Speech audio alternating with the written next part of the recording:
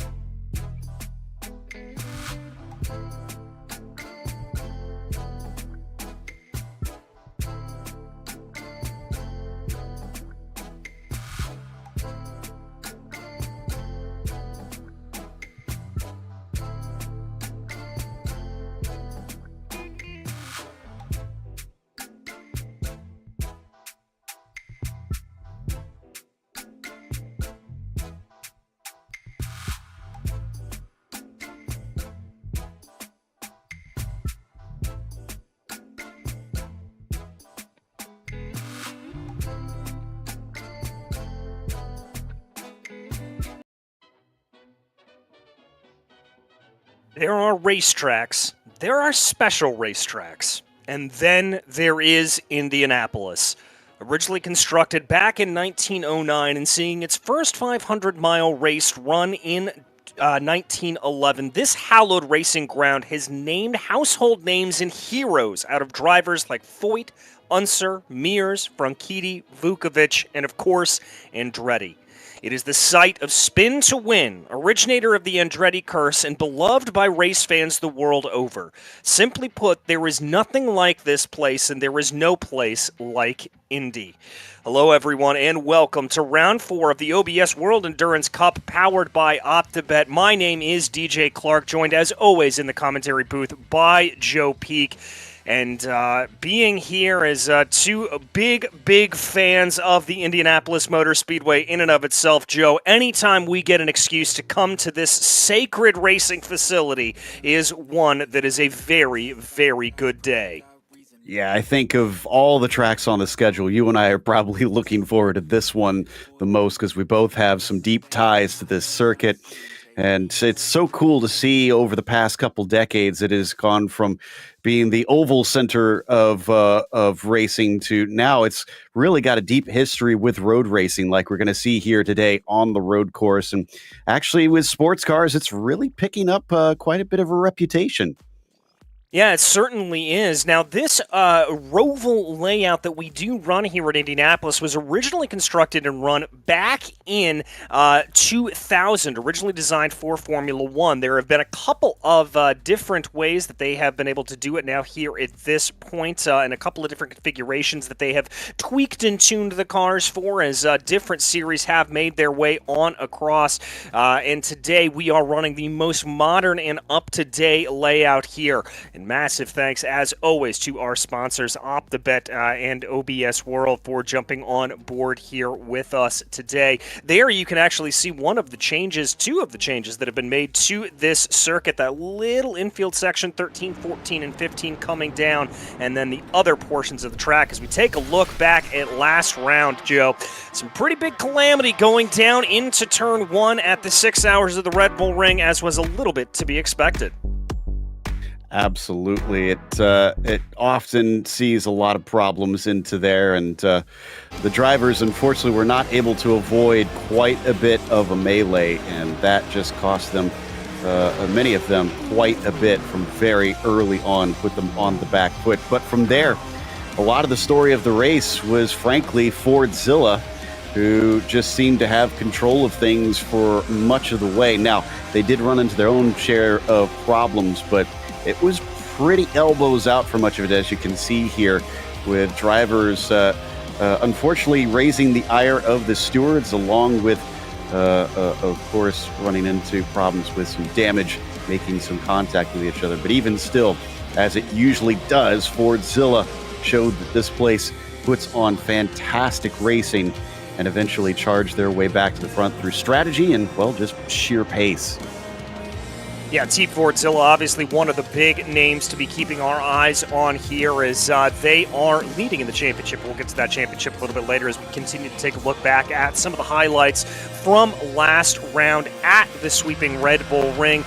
Gorgeous vistas up in the Austrian Alps there as cars that work their way around. Not so many gorgeous vistas here in Speedway here today necessarily. We don't have the beautiful mountains for background cover, but certainly just as a historic and gorgeous racetrack if you are a racing fan. We'll continue to take some look here back at those highlights, the side-by-side action with RSR by Butt Kicker going down there into those middle corners, and then the contact that obviously spun around that BMW as a result. Really elbows out racing the entire way across. Will we see a continuation of that here today? Will that temper continue to go a little bit as we get ready to race at Indianapolis? We'll have to find out, because there's not a lot left to go. As we take a look there at your winners in each class, we mentioned Team Fordzilla, RK Foundation as well. And now today we turn our eyes to the Indianapolis Motor Speedway and the glory that is this circuit, and get ready to go. But before we get into qualifying, let's take a look at the GT3 Pro standings. Team Fordzilla leading the way over Power Hit Radio Racing, and then the 98 Team Fordzilla back down with 36 points to round out your podium. Roadster Racing Alpha Esports by G Performance, RSR by Butt Kicker, Over the Limit Racing Blue, Alpha Esports by MDS, Over the Limit Racing Red, and Simic Racing Team in a very, very close battle there for 8th place. That's really going to be one to keep an eye on. But for me, Joe, it's all about that battle up at the top. Power Hit Radio Racing and Team Fordzilla. Does Power Hit have an answer for Fordzilla today? That's going to be the big question, and it's probably going to be pretty essential because we're now getting into the thick of the season, so they've got to strike back, and they've got to beat them on track. In the AM standings, though, it has been RK Foundation that have been looking pretty unstoppable. Look at that gap down to a almost tie down there. Only 3 points separating second and third with Locals Autosports and Slow and Confused and 100 Force. So it's basically everybody kind of scrounging for scraps, unfortunately, but it's still possible to have a bad race out here. We've seen these long races tend to elicit mistakes, and RK Foundation is human. well, all the drivers are human, and they can unfortunately find themselves having problems. So they've got to try and keep up what they've been doing so far. Still close as well between fifth, sixth, and seventh. And then we move to the GT4 standings. Yes, we do. SRB Motorsports on the top. They are in a much, much closer contest, it has to be said, with MTS, GRG, and Litkargus behind there as well. SRB Motorsport, Shipsy Racing, MTS, GRG, the second team, the 202, and 50-50 Racing team, it also has to be said, in with the shot here, only 20 points back. So if SRB Motorsports 2 has a bit of a bad day, anything could really happen up at the top here. A little bit farther back down in the order, Dilettante Racing, Schrotus and KTK Racing Division round out your top 10. Obviously, the GT4s, the different class of car around here. Looks like we've got only 8 entries on the day, so they're going to be bringing back everything into it as we take a look here at our first live pictures of the Indianapolis Motor Speedway, going down into one of those areas that I talked about, Joe, the newly constructed areas. Well, I say newly constructed, it's over 10 years old at this point. Welcome to Indianapolis, the home of the Indy 500 and the free hours of Indianapolis for the OBS World Endurance Cup, sponsored by OPTIBET. Heading down into turn 1, you're seeing those panels on the left-hand side. You're looking for the 400, and that's where you break down into second gear. It's a very tight turn 1, going to be very, very difficult at the start. Coming into the left-hander. From now on, you're just turning and turning and turning all the way after the chicane. One of the most difficult brakings on the track. You're turning and braking at the same time. Power out as early as possible, and that's staying flat through the chicane. Jump as much as you can over that curb, but not losing too much power, not losing too much speed through there. Now a long back straight where you can relax just a little bit until you head into the next sequence of the turns.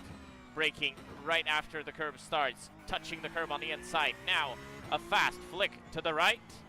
Hold the car, then flick to the left. Hold it on the left-hand side because this is a very important exit. Wait for the car to turn and then back on power, hoping you're not going to reach the grass on the exit. Now coming down in to the final section of turns. Very easy to lock up and hit the wall on the outside, but heading on to the brakes.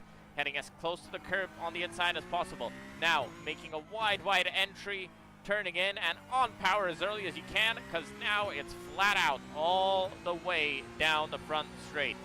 And this is a lap of Indianapolis Motor Speedway in preparation for the OBS World Endurance Cup, sponsored by OPTIBET.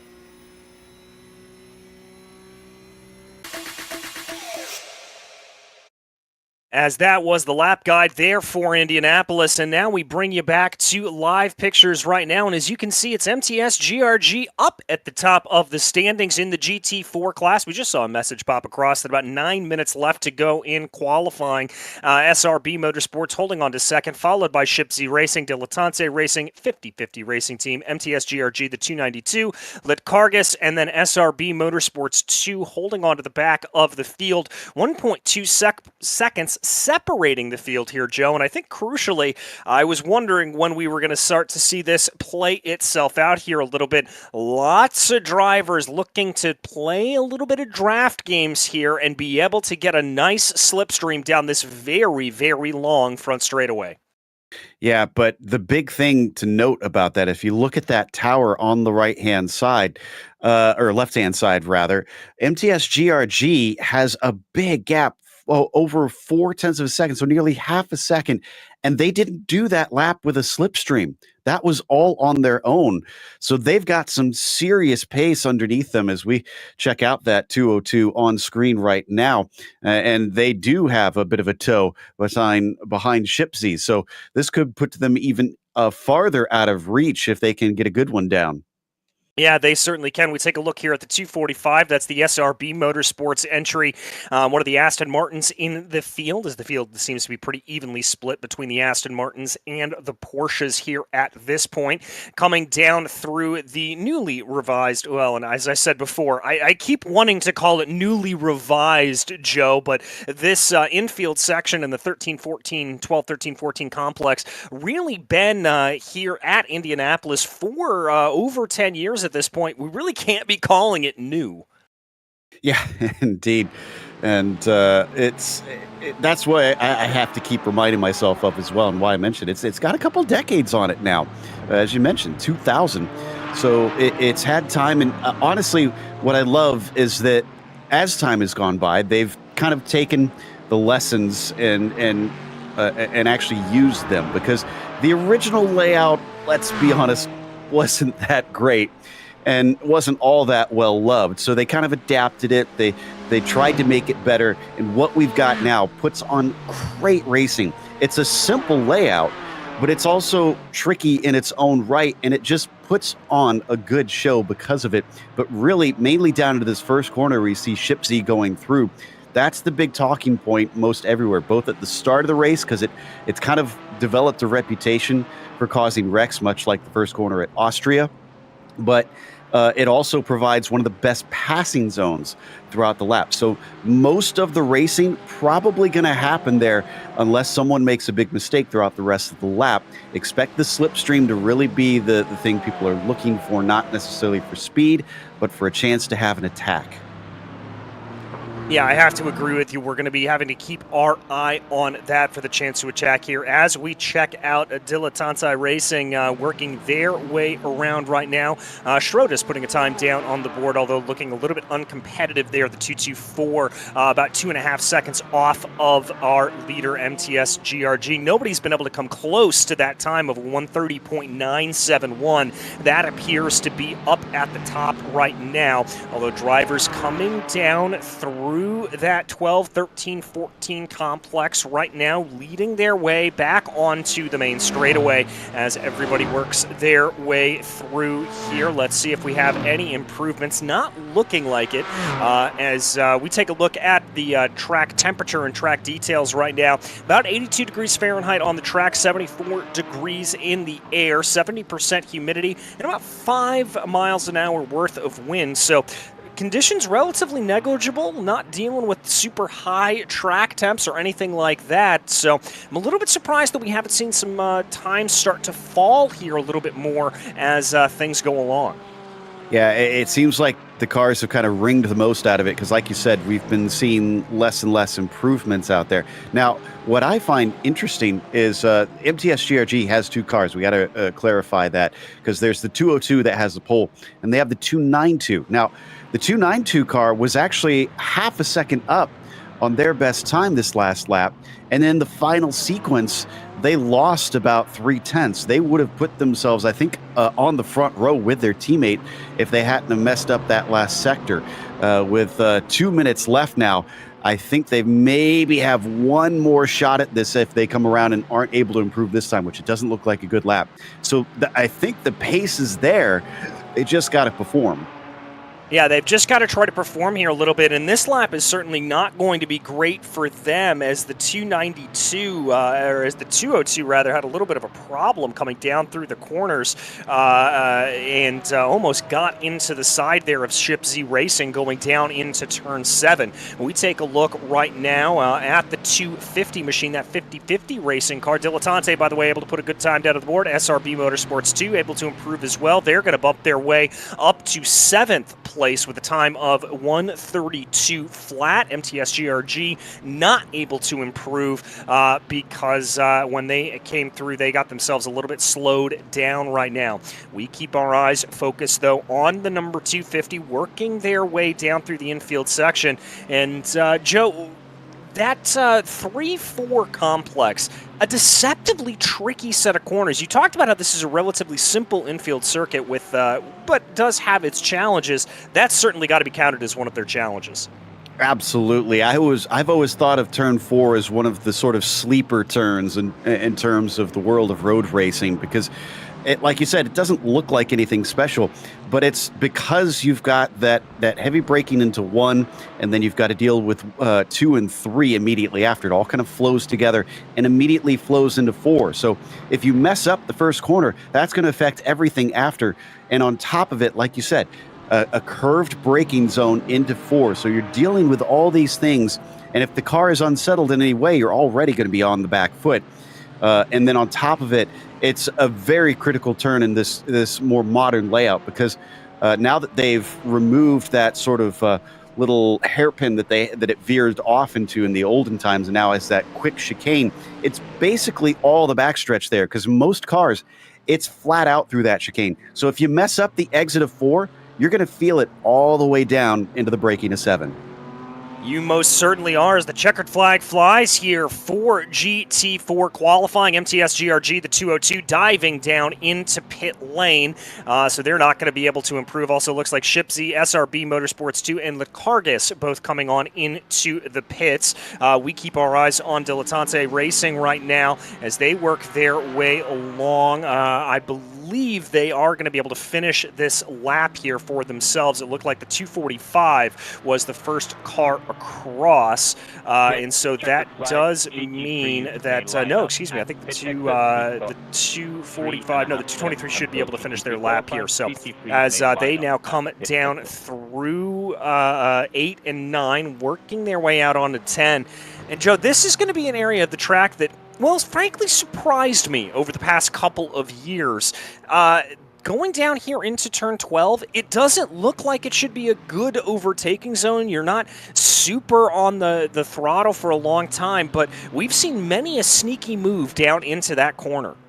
And that's exactly what it is. It's kind of sneaky moves there that you got to watch out for. If someone's close behind, you can't relax because it's not that long on the throttle, but it's just heavy enough of a braking zone. And I think it is because most people don't expect it, that people tend to try and see if they can get something done and catch them off guard. Now, I will counter that it's not always the best place to pass, because if you manage to get by, it's not long after that you're on that front stretch there, and that means your rivals have a very good shot at trying to fight back and get the slipstream to come back at you in the first turn.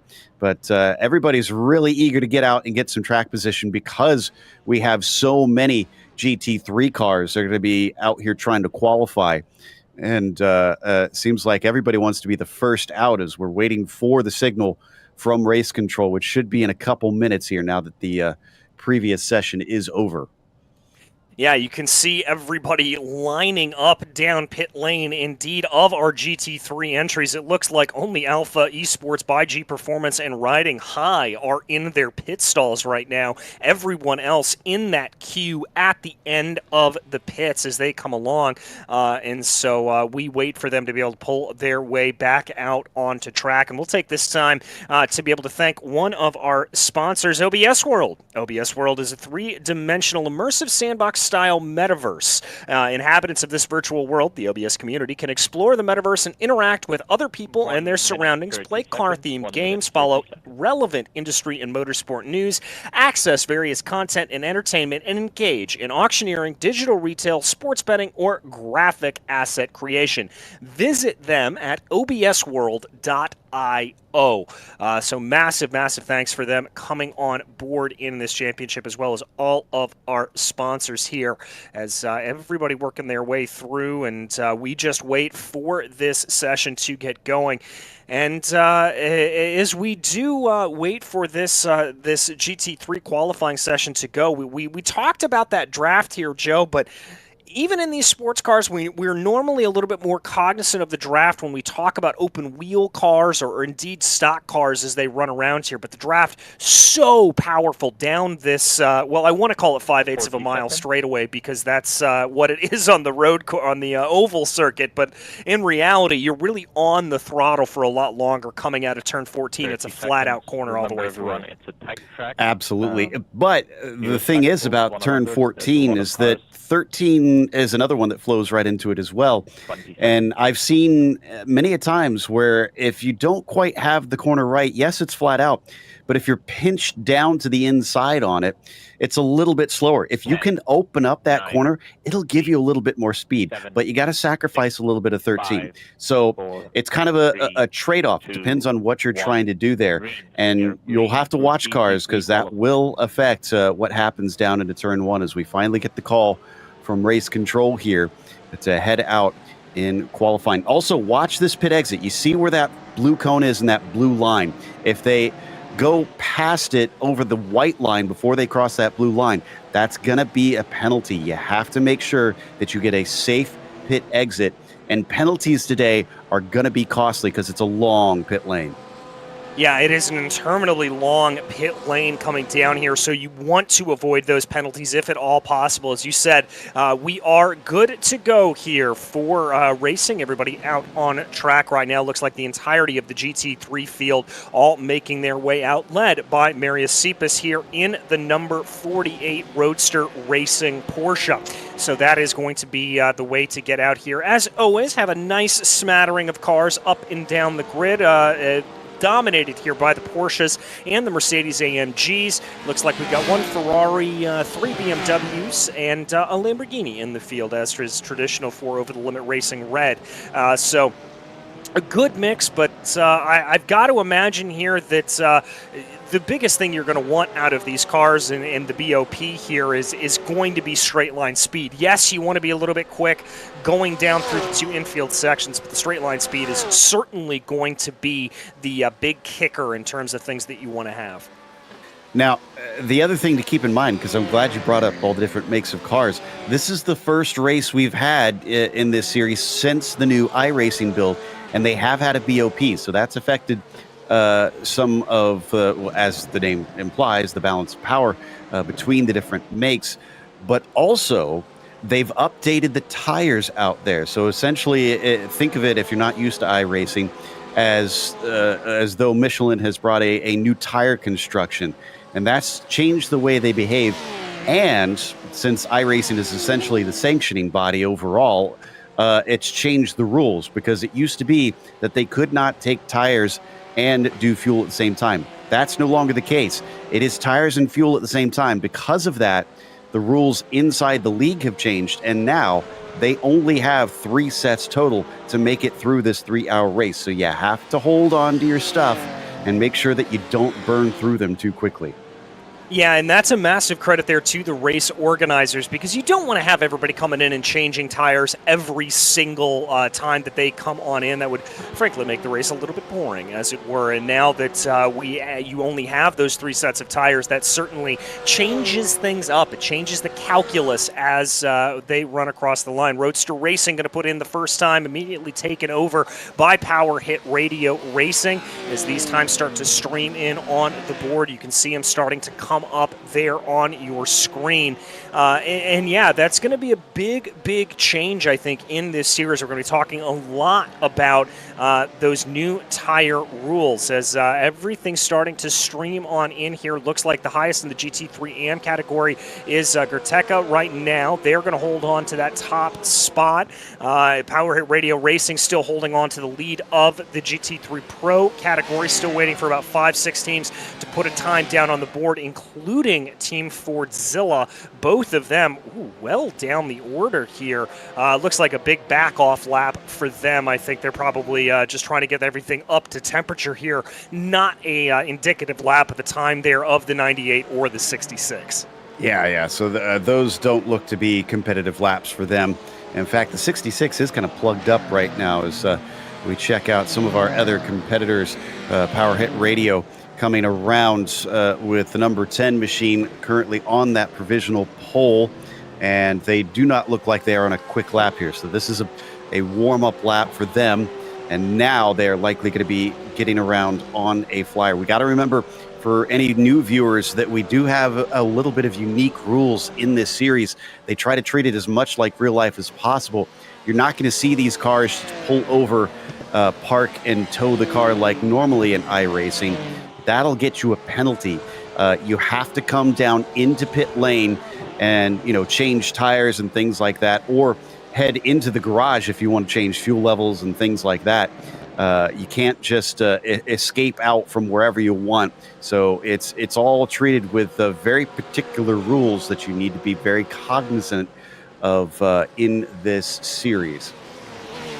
Yeah, very cognizant of you. You can't really be going and making those errors. If you've been it here in qualifying, that's pretty much your qualifying done. Alpha Esports by G Performance, by the way, putting in a very good time to find themselves about a 10th and a half off of Power Hit Radio Racing. Roadster Racing still holding on to third right now, about 63 thousandths of a second off of them. And Over the Limit Racing Blue, mighty close behind them, only about 14 thousandths of a second. Team Fordzilla putting a good time on the board to see them up into P4. 105, as it does look like Over the Limit Racing Red is coming down into pit lane. We take a look here at your leading GT3 AM car, the RSV Motors by OBS machine, as they bring the car around. Ooh, getting a little bit squirrely with that Mercedes coming down through the corners right now. That's not necessarily what they want. Somebody taking a little bit of a creative line, taking the old Moto layout there, the motorcycle layout that used to exist here when MotoGP came to the 500, the yard of bricks rather, is the 192 now going to bring their car around. Let's see what they're able to do, see if this is going to be an improvement there for them. Doesn't look like it. That's a 131.105, going to be off their mark just a little bit. Here is Zentalis, though. Plenty of drivers here getting a nice healthy dose of that slipstream as they come across the start-finish line. Seeing some good times being put down on the board. Couple of teams coming down into pit lane, as you talked about, maybe taking those fresh set of tires Over the Limit Racing Blue and Locals Autosports. Both of them coming on in, as there is the time from Team Fordzilla that we were expecting, the 66 jumping up into third place. Even still, Fordzilla is usually a little bit quicker than this. They're about 0.3 off the pole time, but very close to the front row. Roadster Racing has less than a tenth between them as we continue to watch Zentalis here third in that AM category, and trying to find that little bit more pace. It's incredibly close in the AM pole. I'm looking at it here, and I think it is about 0.2 of a second from first down to what appears to be about fifth or sixth in the class. So it's a lot tighter than I expected. Usually the AM category, because of maybe the slightly lesser speeds and lower skill levels, sometimes you'll see some decent separation between them. But this is a good sign that we've got a great race ahead of us, because one little mistake will be costly amongst many cars.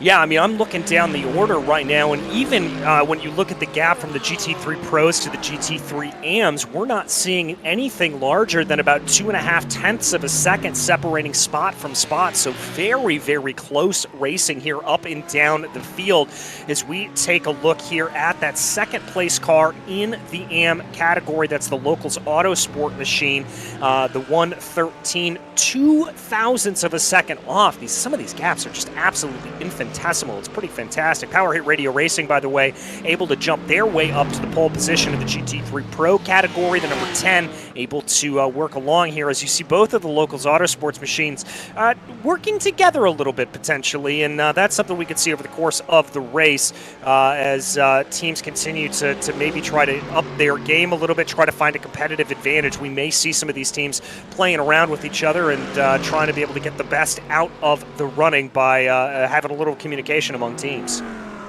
Absolutely. But for now, I am not seeing anybody on an improving lap. There's a lot of red and a lot of negative numbers, unfortunately. Well, positive numbers, really, on my timing and scoring. Not seeing many able to find something here at this stage. There was a bit of an improvement from transport engineers by Vilnius Tech University, but then they backed out of the lap and they're coming into pit lane. So we're going to continue to watch the 113 here.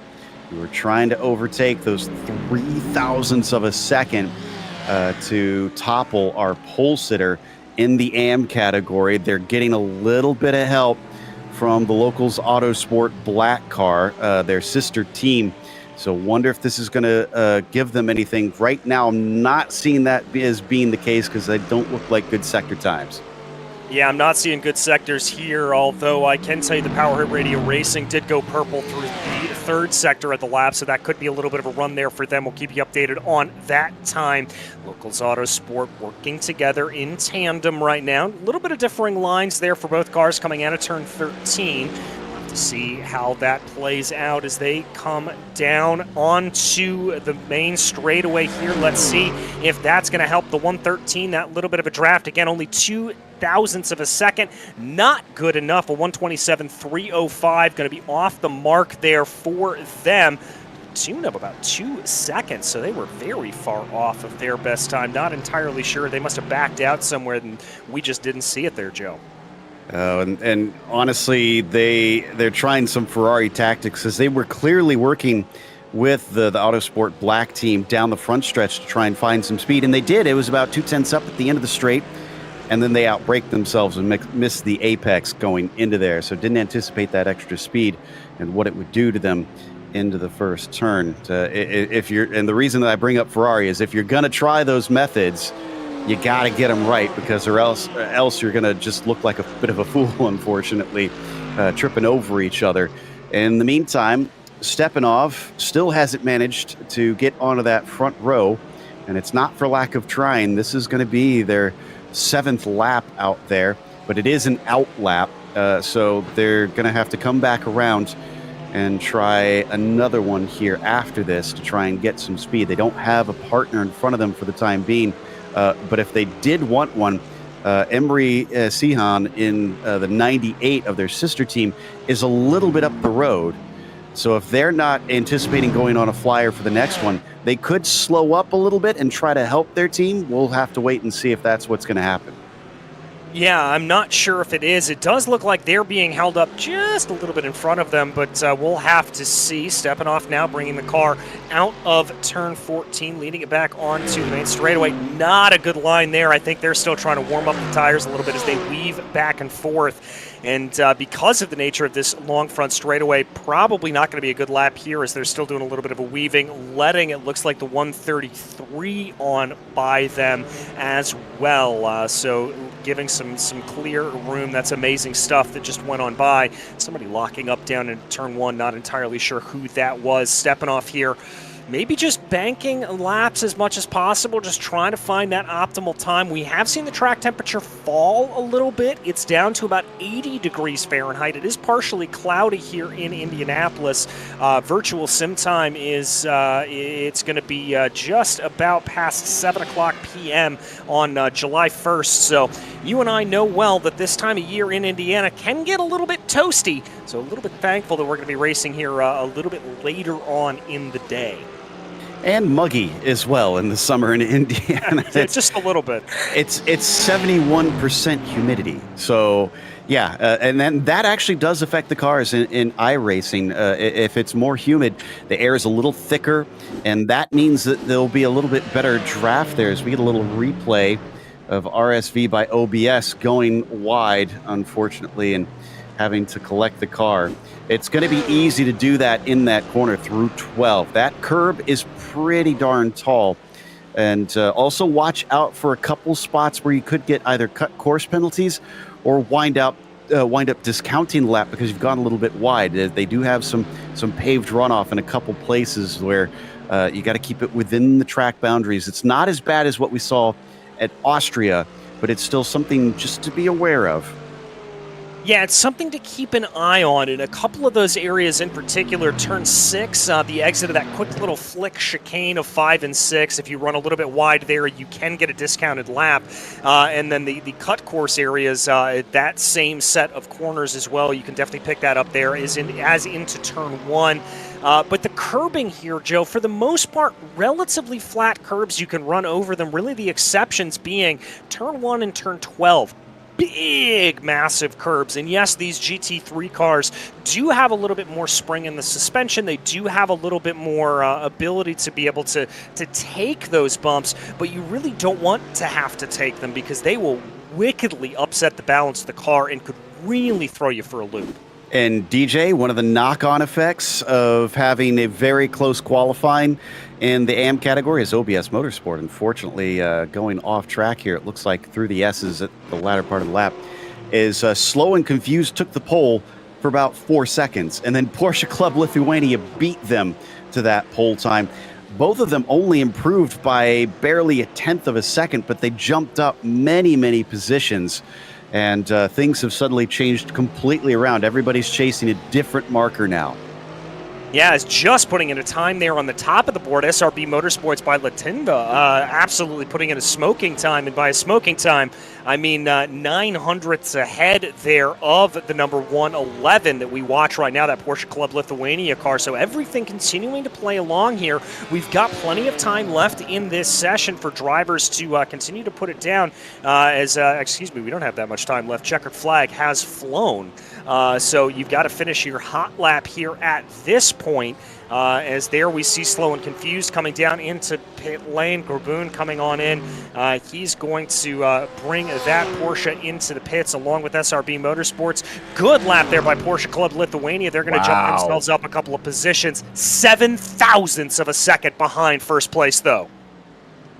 So that jumped them up ahead of actually some of the pro drivers. So that was a fantastic lap out of them. Seeing if we got anybody else trying to complete a lap. Transport Engineers by Vilnius Tech in the 117 are coming around, but I'm not seeing much improvement. And no, it's not going to go any quicker for them. What about Fordzilla's 98? 24/7. It's faster, but it doesn't take them higher than their 6th. Jump at the course there for one of the Porsches behind. So, yeah, a little bit surprising here. One of the stories we're going to have to be following over the course of this race is that decreased speed from Team Fordzilla. Is this a track that maybe just is our championship leader's bane, or do they just not have the one-lap pace here and they're able to pull out what we've seen them do multiple times over the course of the previous 3 rounds, which is be able to get a very, very good race rhythm and just be lacking a little bit on qualifying pace. A little bit of a log jam there coming out of turn 10 as we continue to follow RSV by OBS right now. Everybody working their way out of the corner, and the majority of these cars coming back down into pit lane, having finished their laps here at this point. Indeed, I believe the majority of these cars should be ducking on in. RSV thinking, I guess they're on still a flyer here. They're going to continue to go along. As the 192 brings their way along, coming to the yard of bricks. And that is going to be that for them as they continue to get their way through right now. And that is going to mean Power Hit Radio Racing again, up where we've seen them a couple of times before, up in pole position, Joe. And Over the Limit Racing Red, by the way, improved on their very last lap. They had 1 second to spare and just made it across in time to put an extra one in, and that extra lap was their quickest, promoting them into 7th. So there you see Stepanov on the screen now in the 66, only starting from 3rd. But, you know, with endurance racing, it's not necessarily about that starting position. It's more about your overall race pace, and obviously these Fordzilla guys know that very, very well with the wins they've been able to take. Yeah, they certainly do, and also strategy and how that plays into everything going to be a big, big talking point for all of that as we get ready here to go racing. But before we do have a special video that we are going to be playing here from the Indianapolis Motor Speedway.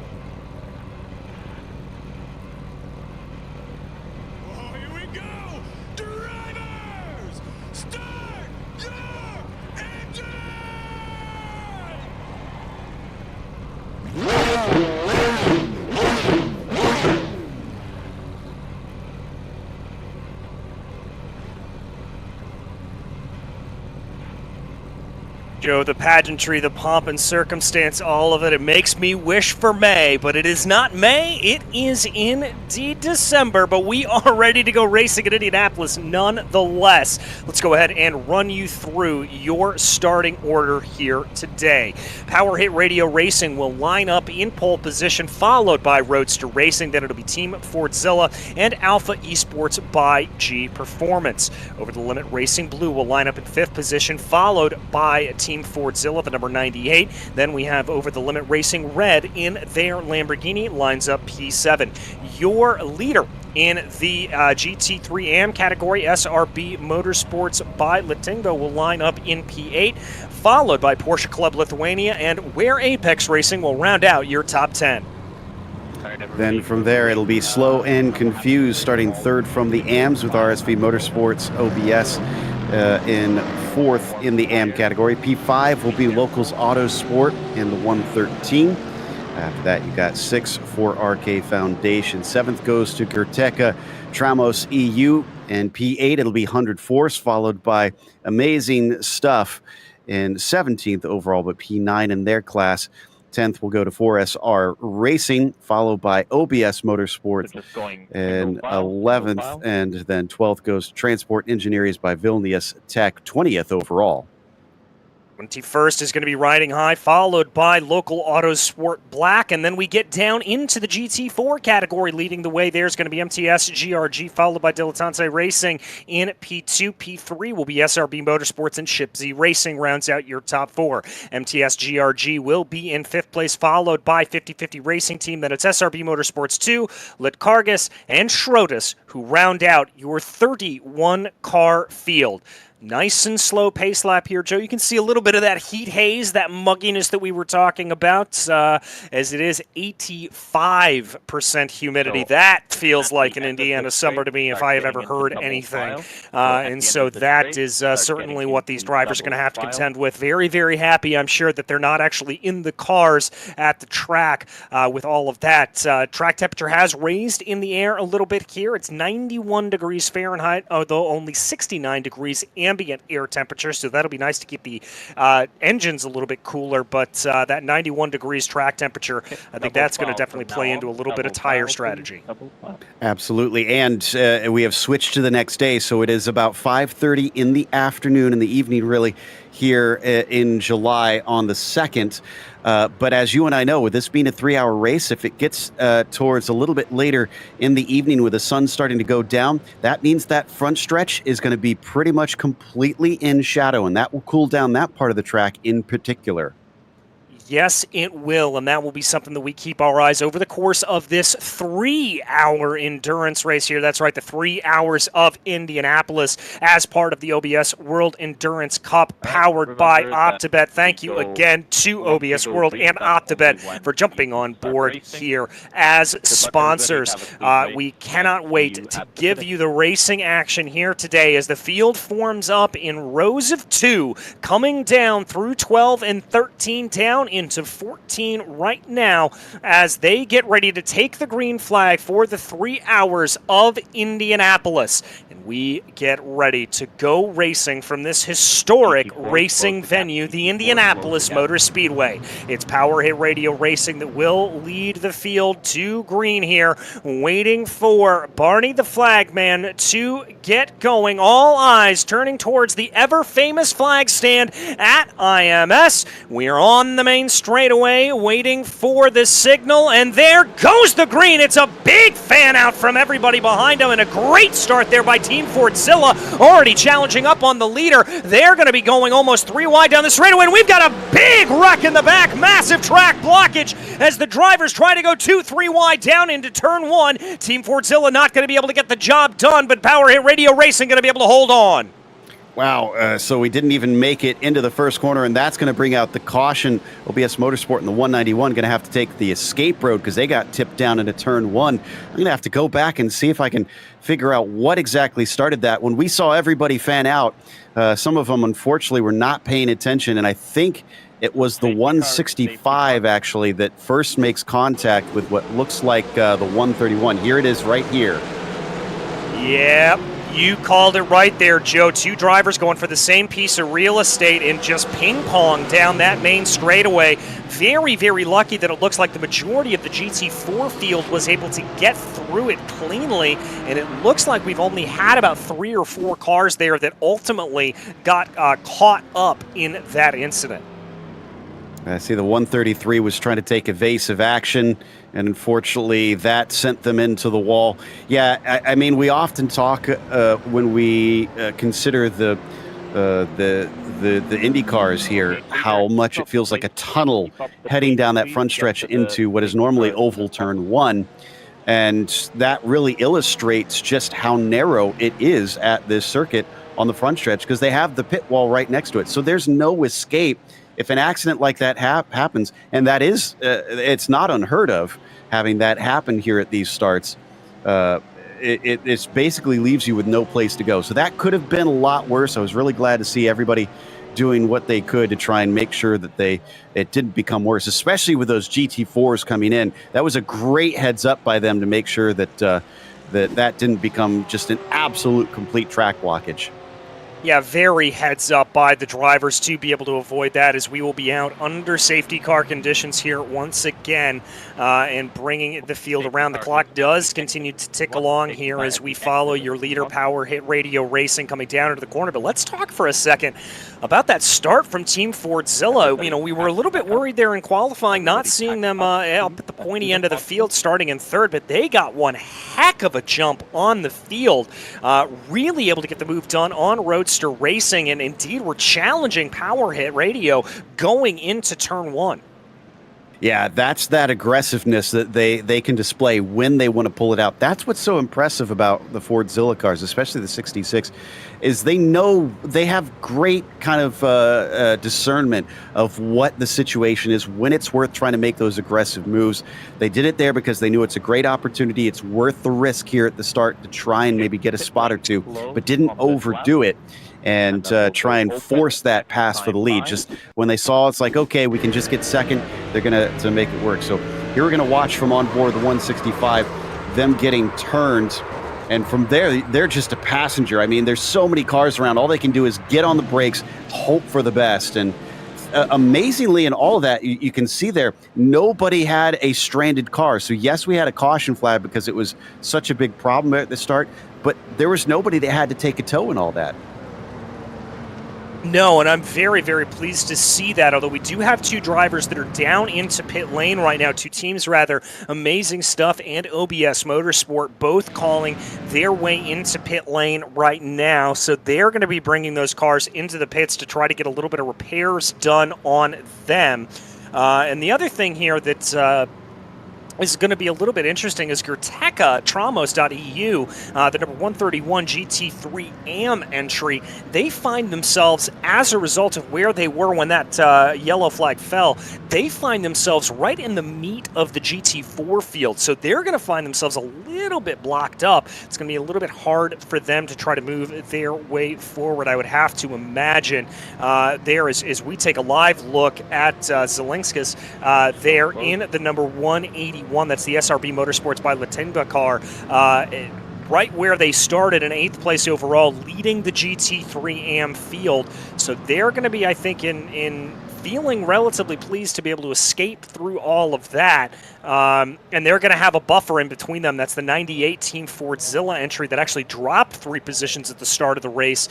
And they're going to separate themselves from their closest GT3 AM competitor in the form of Porsche Club Lithuania. Yeah, I think if I'm in that Gerteca team, I'm telling Jordan, who's in the car right now, to just pit in anyways, top up on fuel, and try to get a little bit of advantage. Because you're already towards the tail end of the field. Obviously, we've got a couple others behind them, but you're going to have to overtake a bunch of these cars. So yeah, I feel like you're much better trying to put yourself in a good spot strategically if you can't have the track position. And it's especially going to be intriguing here today because we have to remember, it's in normal situations, these GT3 cars can go about an hour. They have a limited fuel cell compared to real life, and it's only at about 67%. So they're maybe going to be making about 40 to 45 minutes. Now, where this gets interesting, because remember I mentioned that the the tires had been updated. Part of that update is that they wear faster, but they don't necessarily lose pace. So they can hold pretty similar pace, especially with the fuel going down towards the end of a normal hour-long stint. But most everybody that I've talked to says that you're looking at about 20% of the tire tread left after that hour stint. And if you're doing 40 minutes per stint and you only have 3 sets of tires, you can't change every time, and you're going to have to either do a bit of a short one somewhere in there and come in and change the tires, or save those tires and try to go 2 full stints with it and run a little bit slower pace just to preserve it. Or if you're just really kind on the tires, hopefully that's the ideal case there. So this really adds an interesting element to it, and also partly why I say, Gerteka, just come in now and put some extra fuel in, because that could maybe give them a little bit of an edge getting off sequence to everybody else on fuel. Yeah, it certainly could, and that's frankly a little bit of, well, we're at Indianapolis, we might as well talk about a little bit of oval strategy. How many times have we seen in the Indianapolis 500, if you've qualified down in the order, come on in, top up on fuel, get yourself on a slightly off-cycle pit stop and see if that can help you move your way up towards the front of the field. We have seen many a race winner here from the Brickyard be able to do just that. So I've got to agree with you there that for Jordan Crawford, that is the move that they want to do. Now, we're going to have at least one more lap of caution, so I think there is still time for Gerteka to be able to make that move. 4SR and Riding High, they're also at the back of the field right now, 2 of those GT3 AM entries. Wouldn't be surprised if we see them do the same thing. Amazing stuff in OBS Motorsport. They still find themselves in pit lane at this point in time. I think still trying to get some repairs done on the cars here at this point right now, as the field snakes their way through the final corner right now, keeping our eyes on that Porsche pace car up at the front of the field. The lights, I anticipate, should go out on this lap, but that's going to be down to the discretion of race control if they think everything has been cleaned up and everything's a little bit calmer as they cross over the start-finish line here at this point, and the field just continues to trundle their way around, waiting for everything to get the go-ahead here at this point. And for a lot of these drivers, this is such a frustrating start to the race. You get that adrenaline pumping, you get yourself ready to go, and then it's hurry up and wait. And you've got to reset your mind and get yourself back into focus before you can get going again. At the end of this lap, safety car they are saying safety car is in at the end of this lap here. So hopefully the lights should go out pretty soon. They haven't officially changed it within the sim, but they did announce it over race control radio. What I also find interesting is we haven't seen any race control decisions for the incident there at the start. Usually, in most cases, we often hear that the start of races, there's a little bit of leniency because it's always hard to make decisions throughout there, and it's hard to assign blame in those situations. But in this one, with it happening before they even get to the green, to the first corner, to the braking zone, I would have thought that they'd been taking a look at it. And yeah, there we go. Now the lights are out on the pace car. And I haven't seen any motion from the race control quite yet. So I'm keeping an eye on there, and I'll let you know if they do come up with anything that they want to wave the black flag at anybody for that incident. Yeah, we'll have to keep our eyes open on that, because I've got to think there that, I mean, that incident, while, yes, you do get some leniency on that opening lap, that seemed to be pretty good visual evidence there of a little bit of a driver mistake and things going down into that way, and I can't see race control taking anything but a dim view of that, but you will have to see. Power Hit Radio Racing and Povilius Dukovgis leading the field here at this point. Oliver Stepanov in that number 66 Team Fordzilla stalking behind them. Going to be hoping to get a good start here as Power Hit Radio Racing going to be backing that team up, backing the field up here at this point. You can see everybody starting to find their way in. A little bit cheeky here from Team Fordzilla, just kind of keeping their nose to the outside going, yeah, I'm here. I want your position. That's that Verstappen strategy. Just try and remind them, obviously, much like in F1, they They don't like you trying to pull up alongside the other driver. So he's just doing exactly that. He is right up to the rear bumper, but to the side, just kind of making sure that he's distracted, and also making sure that, whoa, as he almost gets into the back of Power Hit Radio Racing. They do have to keep a consistent speed here, so I don't know if that was a little a mistake from Team Fordzilla or Power Hit Radio, but looks like we're getting ready for that green flag. Yes, it does. Final couple of wiggles there in the cars to try to get those tires up to temperature here. Power Hit Radio still doing a little bit of wiggling, trying to back the field up just a little bit. As there they get onto the loud pedal, we stream onto the yard of bricks, and we are back racing at Indianapolis. Power Hit Radio Racing with a great getaway there, and now Team Fordzilla indeed is going to find themselves under a little bit of pressure here by Roadster Racing, trying to get that move back down into turn one. Whoa, Team Fordzilla late on the binders. They're going to miss the apex of turn one. Roadster Racing says thank you very much, tries to be able to slot their way into line, but they're not going to be able to get the position to go, and that's now going to allow for Over the Line Racing Blue to be able to close back in on the back of them. Alpha Esports by G Performance also joining into that train, but up at the front of the field, Power Hit Radio Racing with a dream restart. Yeah, that was a bit of a costly mistake there from the 66 going deep into there, because now they've lost touch with the leader, as it looks like Roadster Racing's going to be the one having to defend. That's going to be Over the Limit that manages to take third place away. Almost lost another spot there as a little peek inside from Alpha Esports.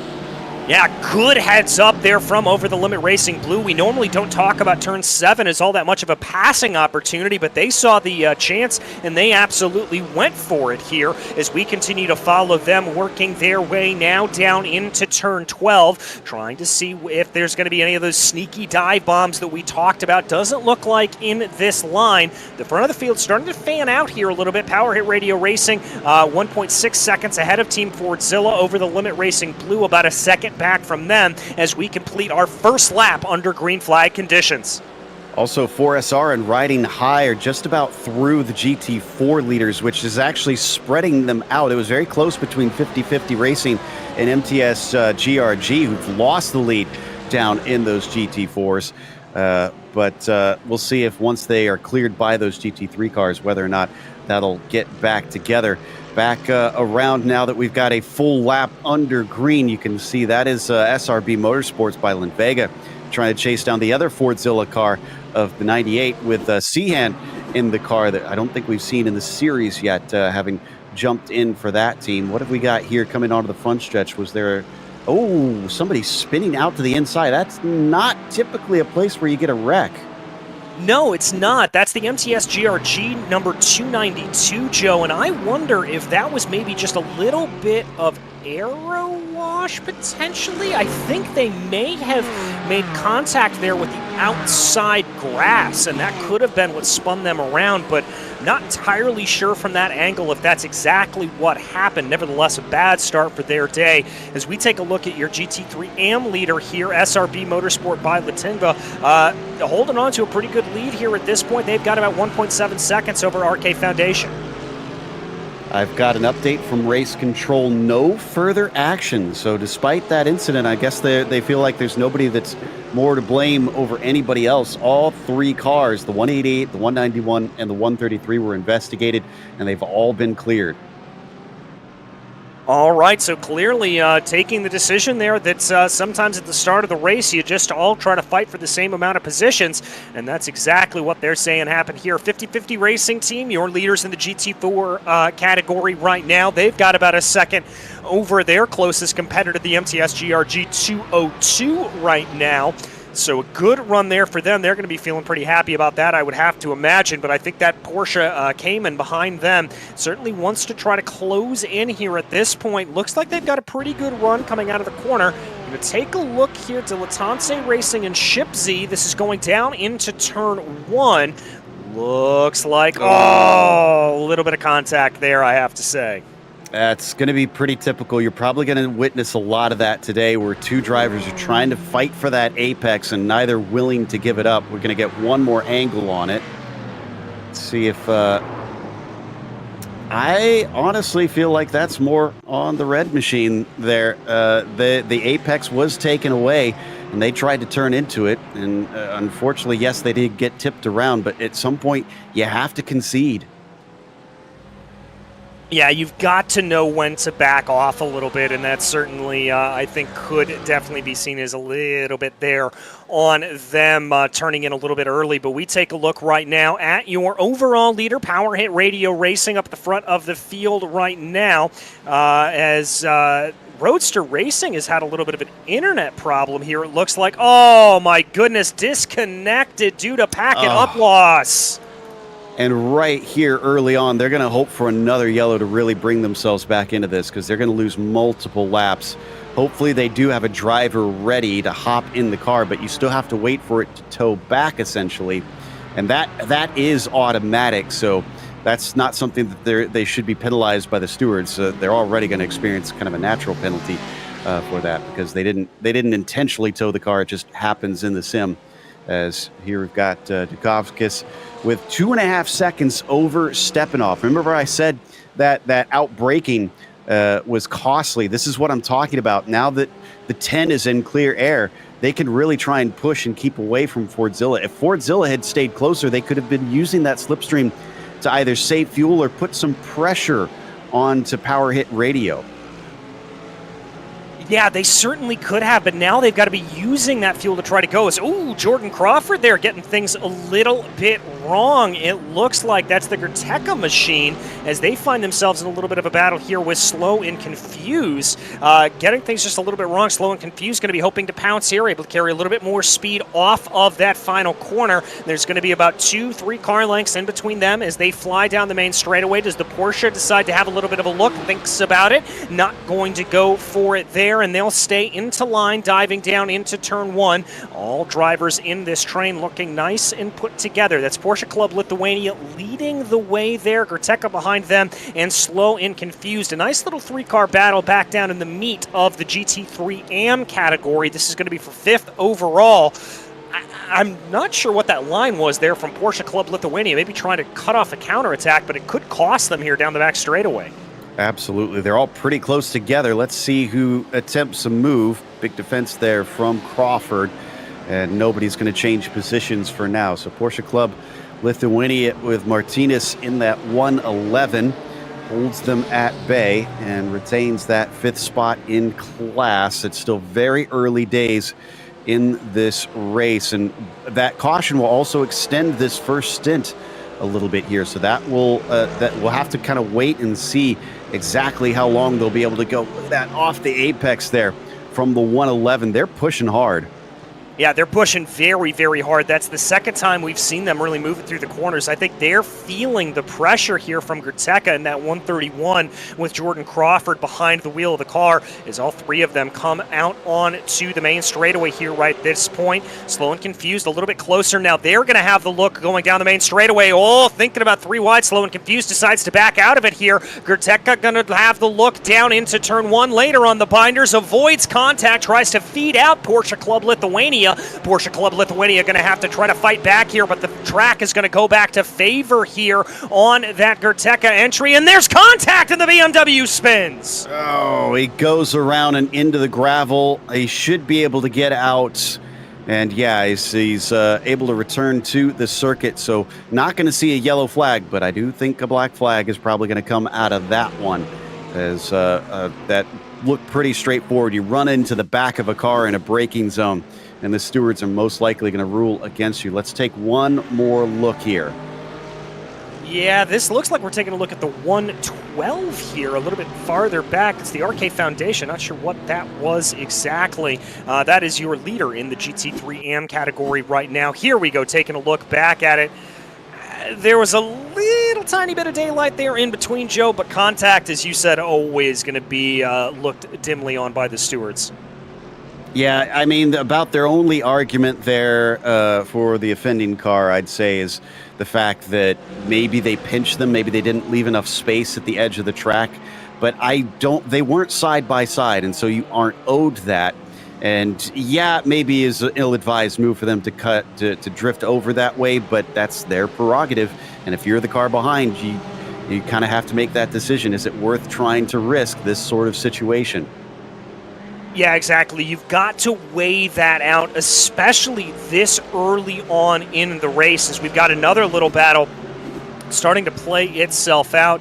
There you saw a little bit of that as we jump back here. Here we go. Oh, as that's going to be one of the cars spinning around there. One of the Porsches absolutely losing the rear end, able to catch it and keep going, but that was not good for the number 191 machine, and that's the OBS Motorsports entry. This is the battle back in the field, frankly. I think OBS a lap down here at this point, just trying to hold on to those two Mercedes up in front of them and pushing a little bit too hard, as this was the field that they were following. This is the 165 4SR Racing and Locals Autosport Black trying to close up on them. We jump you around in the field a little bit more. This is Zelinskas in P2 in that GT3 AM category. SRB Motorsports being hounded here by RSV Motorsports by OBS.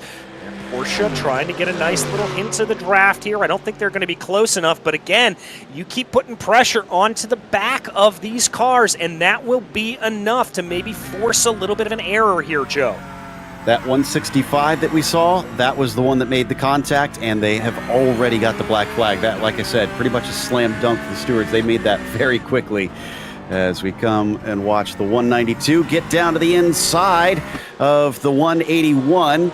But they're not going to be able to get the pass done. They're going to get a second bite, though, here. Look at that strange line that unfortunately slows you down onto the backstretch, and that's made them incredibly vulnerable to RSV by OBS. Here they come, looking to the inside of Turn 7. Not always the easiest braking zone, and indeed, they're going to have to back out of it and try again another day here as they now come through Turns 8 and 9. Looks like they didn't lose too much time, and later onto the binders, they are coming through Turn 10. Look at how close they are now. This could be the first one of those sneak attacks that we talked about going down into Turn 12. Does the 192 dare go for it? They think about it, forces the Mercedes offline, and that's going to be enough to get the Porsche on by. Oh, contact between the two, able to keep the wiggle going in the right direction, and that is going to be the Porsche of RSV Motors by OBS up and into 9th place overall, second in that GT3 AM category. Oh, fantastic work by both of them to keep that from becoming almost a repeat of what we saw before. Having to defend, though, because they were slow onto the main straight because of that, having to collect the car here. And the 192, both of them going to go really deep into the corner. It's a game of late breakers, but they are going to hold on to that second position in the AM category. And a bit of an update, the 165 was actually penalized for the lap 1. So there was a penalty for that opening lap accident. That wasn't for the incident that we saw there into Turn 4. Interesting. Okay, so that's what came back to bite on the 165. As we continue to take a look at this battle, it doesn't look here like SRB Motorsports has any intention of going away quietly. RSV still continuing to hold on here up ahead as they go down through the twisting 7, 8, 9 section. It does look like they pull away a little bit more. Going to take a look farther back down in the field here at this point, as this is riding high in Gerteca. We watch Jordan Crawford behind that Gerteca machine as the Ferrari misses the corner, and that allows for the BMW to work their way on by. So Gerteca's, there's part of their charge to get back through the field there. And that's up into 17th in all the GT3s, but now 10th, top 10 in the GT3 Pros. Remember, we have two different categories in these GT3s, the Pro and the AM. The cars are all the same, so it's down to the drivers to make the difference. And that is by their rating. So you could see these AMs get pretty high up. In fact, our leader in the AM category, Zentalis, in the RK Foundation machine, is 8th overall in the pros. Yeah, doing a great run there, but we check back in on P2 in that pro category, in that AM category rather, as they're starting to continue to find themselves up behind a little bit of lap traffic here. That's going to be something that we start talking about. The GT4s obviously going to be a point of contention here, I think, for a lot of these drivers, that they're going to have to work their way on by. They're going to have to try to be able to get around, and especially if you catch those drivers through turns 7, 8, and 9, not where you want to get it, as they're your leader, Power Hit Radio Racing, already onto the back of those GT4s. They are working their way on through a little bit of lap traffic. Now, this can help or hurt Team Fordzilla in this situation. It does seem like it's hurting them right now because it's up to 3 seconds. But if they can handle this traffic better than Power Hit, this could allow them to catch up a little, because up to now, it doesn't seem like they've had pace to try and chase down that number 10 Porsche. But again, that could change as the race goes on and they find the car is getting lighter and maybe one is going to be a bit better on older tires. But this is a bad place for Dukakis to get held up by these GT4s, because this 1, 2, 3, 4 sequence is very tricky to try and lap other cars. Yeah, very tricky indeed. It requires a lot of compliance from both drivers. There you see, I believe that's the 256 getting out of the way for your leader. They're going to be able to clear and have no real problems there. So Dukakis now just has to kind of keep his eyes focused ahead, not really be looking at that gap, although it does look like he's been able to extend it here a little bit. 3.7 seconds now running between himself and Team Fordzilla. So that's going to be some good news there for him, although he's still going to have to work his way on through, trying to be able to see here of what they're able to do. Gets down in and by. It's going to cost him a little bit of time to Team Fordzilla, but still doing a good job of scything their way through this traffic. Remember, I was talking about being caught up in some of that GT4 traffic. Well, Roadster Racing, because of their dramas at the start, they are already about to be lapped by Power Hit Radio Racing. This is really bad news for them. If you get lapped this early, it's basically going to be a fight for the rest of it to try and get that lap back, and hope strategy works with whatever cautions we may have. We'll see if we wind up with those, because there are some good places to try and get out of the way and over to an opening to the marshals at this circuit and be off of the racing line. But and obviously some pretty wide areas to stay away from the walls so that you can just carry on without too much damage. But it's kind of this is going to be a new situation for us. I'm not exactly sure how many yellows we expect to see today. Yeah, I'm not sure either. And frankly, Joe, you and I know this well, that yellows can be few and far between at Indianapolis. When we had the chance to call a race here earlier this year, we only had, 1, 2 yellows over the entire course of an 8-hour race. And that can certainly be a concern here, I think, if you're Team Fordzilla in this position, that you're not seeing those drivers be able to work their way through. Here's MTS GRG. This is the battle right now for first place in the GT4 Pro, or the GT4 category, rather. 50-50 Racing Team holding off Berniak, holding on over MTS GRG right now as they work their way on to the main straightaway, taking every inch of the track that they can. Yeah, and all these GT3 cars coming by is going to affect that battle time. And again, because their second place Team Fordzilla, possibly going to be splitting them. They want down to the inside. They're going to take the apex away. Again, that slows up David there in the 250 as we've got some battling behind them coming down to the first corner as well. That's the other Fordzilla car making some moves and getting into 6th position. But man, it is becoming just a constant stream of GT3 cars and a big holdup for Over the Limit Blue, which cost them a huge chunk of time down through the chicane.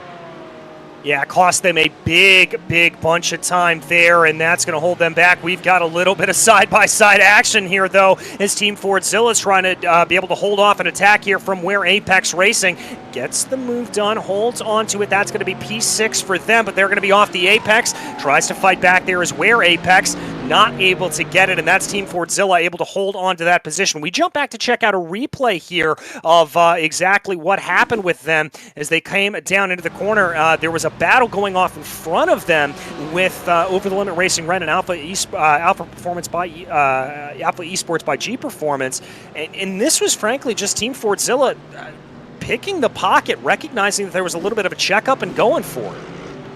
Yeah, it looks like we didn't quite get the replay that we wanted, but was definitely there. I see another black flag, 117.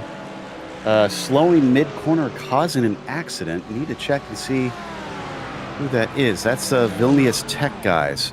So I'm not sure if we saw that or not, but they've been given a black flag. That's interesting. That wasn't the one that got spun off course, was it? I don't think so. I don't believe so. I'd have to go back and double check that to be sure, but Black flags being awarded here at this point in the race. Team Fordzilla working their way up by 50-50 Racing Team, the last in that GT4 category as they go. Trying to see what they're able to do as we take a look back here at that battle. Starting to separate itself out a little bit. MTSGRG falling behind as a result of some of that traffic working their way through. As right now, that's one of the Porsches able to go. As it looks like, Joe, that was a reprimand issued, not a black flag. Apologies for that. So, they've basically been given a warning out there, so they got to watch out for that. I think I did find it. Looks like that was coming out of turn 7. I think for some reason they slowed, and it did block up another car. I didn't see an accident. Might have that one wrong. That was way back on lap 10, what I saw. So we'll see if we get more information about that one. Definitely a new one. Haven't seen that one before for slowing mid-corner. So drivers are expected to try and at least keep pace out there and not try and intentionally slow one another. As second here in the AM category, RSV by OBS at 192. Continuing on to try and chase down Zentalis. And, well, yeah, there we go. Those leaders once again kind of getting in the way of all the action here. And looks like this is going to be a bit of a mess coming through 1, 2, 3, and 4. Yeah, it doesn't exactly look pretty there for them, and that's really starting to separate out this field a little bit more, it has to be said. 50-50 Racing Team just trying to hold on to that line, tucking in behind the 112 there at this point. Now it's going to be the Porsche there, that 192 RSV by OBS, able to get on by. Real calamity there. And now because of this, MTSGRG able to catch up a little bit more. That gap coming down to about 0.8 of a second as your GT3 AM leader works their way on through. And now we've got a little bit of a battle for that GT3 AM lead as well. RK Foundation only holding on to about a second of a gap between RSV Motors, although that's going to help it grow a little bit. RSV Motors locking up the brakes going down into turn 12. And taking a lot of curb in the process. They really bounded over that thing. So more information being handed down about the 117's penalty. It was because they got a slowdown penalty, which is automatic from iRacing. If you cut the course, you are told to give that time back, and the sim will track that. However, obviously it is up to the discretion of the driver on where they serve it. As we're going to get a replay for the 169. And looks like they just got a little bit loose coming through turn 10. Going to have a little bit of a spin. Thankfully, they're able to get going before anybody runs into them, although someone was coming up in the background. So what happened with the 117 was they served that penalty in a place where the stewards did not like that. And then the 165 is also getting it wrong down to what looks like turn 12 there. Yeah, tricky braking zone there for them, and they're not going to like that. And I've got to say there, for that Ferrari riding high, that's going to be of real concern to them because they have to worry about the tire wear in that Ferrari. It's a notorious car for getting a little bit of tire wear as the race goes along. So we'll have to see if that comes back to bite them at a later point in time. We focus now on the battle in that GT3 AM field right now, trying to see what they are able to get. That gap coming down to about 0.8 of a second. Once again, RSV by OBS here at this point, trying to close on in as they get onto the main straightaway. Not going to be close enough to really get an attack to go, I think, but they just need to keep hounding here at this point. Keep up the pressure on RK Foundation, and crucially, because RK Foundation is the one cutting that clean air, I've got to think that that could be a little bit of a fuel-saving strategy here at this point, Joe. They may be able to lift and coast just a little bit behind them. Yeah, exactly. That's the sort of things that you want to do during the course of this race, which is interesting because one thing that we haven't pointed out, this is the sprint format for this series. This is only 3 hours. This is the shortest you'll see over the course of the season, and yet you still have to think about those sorts of things because 3 hours is plenty long to try and out-strategize your rivals if you can't outrun them. Yeah, it certainly is. And remember, that strategy may be a little bit thrown out of the window because of that early caution. That can throw things around a little bit. Great speed there being carried by the 192 going down through turn 10. That looked like a really, really good run for them. They're starting to put some more pressure here to the back. And so maybe our theory about doing some fuel saving may not be completely accurate, as they're looking pretty feisty here at this point. We'll have to see. 35 minutes into this race. Remember, those fuel tanks limited to about 45 minutes, so we should be entering into that fuel window here very, very shortly. We've even been seeing some instructions. The race control has been very active today. Given to the 48, remember we mentioned Roadster Racing might get lapped soon. They've been told they don't have to let the 10 by, but they are not allowed to make any defensive moves there. So they have to run their racing line. And if they choose to make life difficult for Power Hit Radio Racing, that's their prerogative. Yeah, it certainly is. So, yeah, as you said, the stewards being very, very busy here and very proactive early on, it has to be said. So now as they continue to go here, we keep our eyes focused. That gap coming down to about 0.3 of a second. Trying to see what anything can happen here for RSV. And this is really the area where I would expect to see a little bit of that fuel saving potentially taking place here at this point for these drivers as they go. As we take a look there at the stationary pace car in pit lane. Glad we've only seen it once as it is. And whoa, that is Transport Engineers by Vilnius Tech. Not exactly having the easiest way getting by your leader in that GT4 category. Yeah, and we check out second place in the meantime, RSV by OBS here in the AM category. Still trying to chase down RK Foundation, or maybe just save that little bit of fuel as we mentioned earlier. We're already 23 laps in, about 37 minutes in. So we're getting close to where the normal pit window would start to open up here. But we had those, I think it was about 3 or 4 laps under caution. So it's not going to give us an extra 3 or 4 laps, maybe about 2 laps extra here. So probably somewhere in the realm of about 4 to 5 minutes extra. Yeah, that should be what we're looking at here, about 45 minutes extra, as you said. So we'll have to see when that comes in. That'll probably push the pit stop window to officially closing at about 50 minutes or so into this race, which should be about... let's call it about 12 minutes from now, as I do math quickly in my head, which is never a good idea. But I've got to say, apart from this battle, we're seeing some stuff starting to sort of play itself out. Also, Team Fordzilla has lost a position up at the front of the field. They've lost that run to Over the Limit Racing Blue, but they're keeping things very, very close. Seeing a reprimand, or a warning rather, to the 111 car. They've had contact with the 131. Oh, and back through. Fordzilla is in second once again, so they made that position back from the 47 very quickly. That was down into turn 1. We didn't see it on screen, but I just saw it out of the corner of my eye. Yeah, great pass there from Team Fordzilla, but what that battling is really allowing to have happen here is that Power Hit Radio Racing is able to just sort of streak away up at the front of the field, so they are able to get themselves up and going, which is fantastic stuff for them. So we'll have to see how that goes. We take a look at that replay, Joe. Down into the corner, pretty much as easy as you please for Team Fordzilla, just able to get down to the apex earlier, down to the inside, and made it work. Yeah, great work there.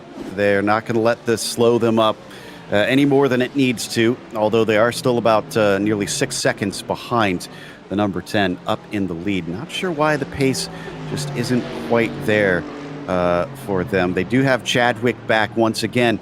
We'll see if once he takes over, maybe he can start to catch up to Power Hit Radio. And still watching this fight for the lead.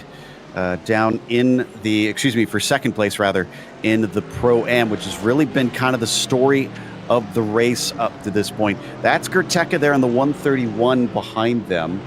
Remember, it was the 131 that had a little bit of contact there earlier in the race. Yeah, as they continue to try to go here at this point, that's Porsche closing on in. Waiting for that draft to come into play, down to about 0.2 of a second here as they pull into the corner. And those cars that you see behind them there from the 192, that is not a car for position here at this point. That is Jordan Crawford in the Gerteca entry that is a lap down. Whoa, is there RSV Motorsport has a little bit of a look on RK Foundation, trying to be able to pick the pocket and take the lead of the race, but it's not going to play itself out, and that Porsche is going to have to fall back into line. Yeah, that turn 4 move, I've seen it just a small handful of times. It's very rare, but it is possible. So that would have been very clever there by the RSV car. Just didn't quite work out in this situation. Still, now that they've pulled that move, Zentalis is going to be very wary of it. So unfortunately, I think he played his cards a little too quickly. Yeah, I think he did as well. There's still plenty to play for, and you don't need to be getting too aggressive about it. I'd be a little bit worried, though, about Crawford there behind. A little bit of squirreliness coming down into the corner out of that BMW. That would scare me just a little bit, I have to say, as here we see them coming back onto the main straightaway. Let's see if they're able to get a little bit of a tow here again. Probably about 6 minutes away, 5-6 minutes away from the pit window starting to open up here for these drivers. Waiting to see. Whoa! Contact and more contact. The 131 gets into them, not expecting that accident to happen in front of him, and he's going to have another hit as he tries to get around them.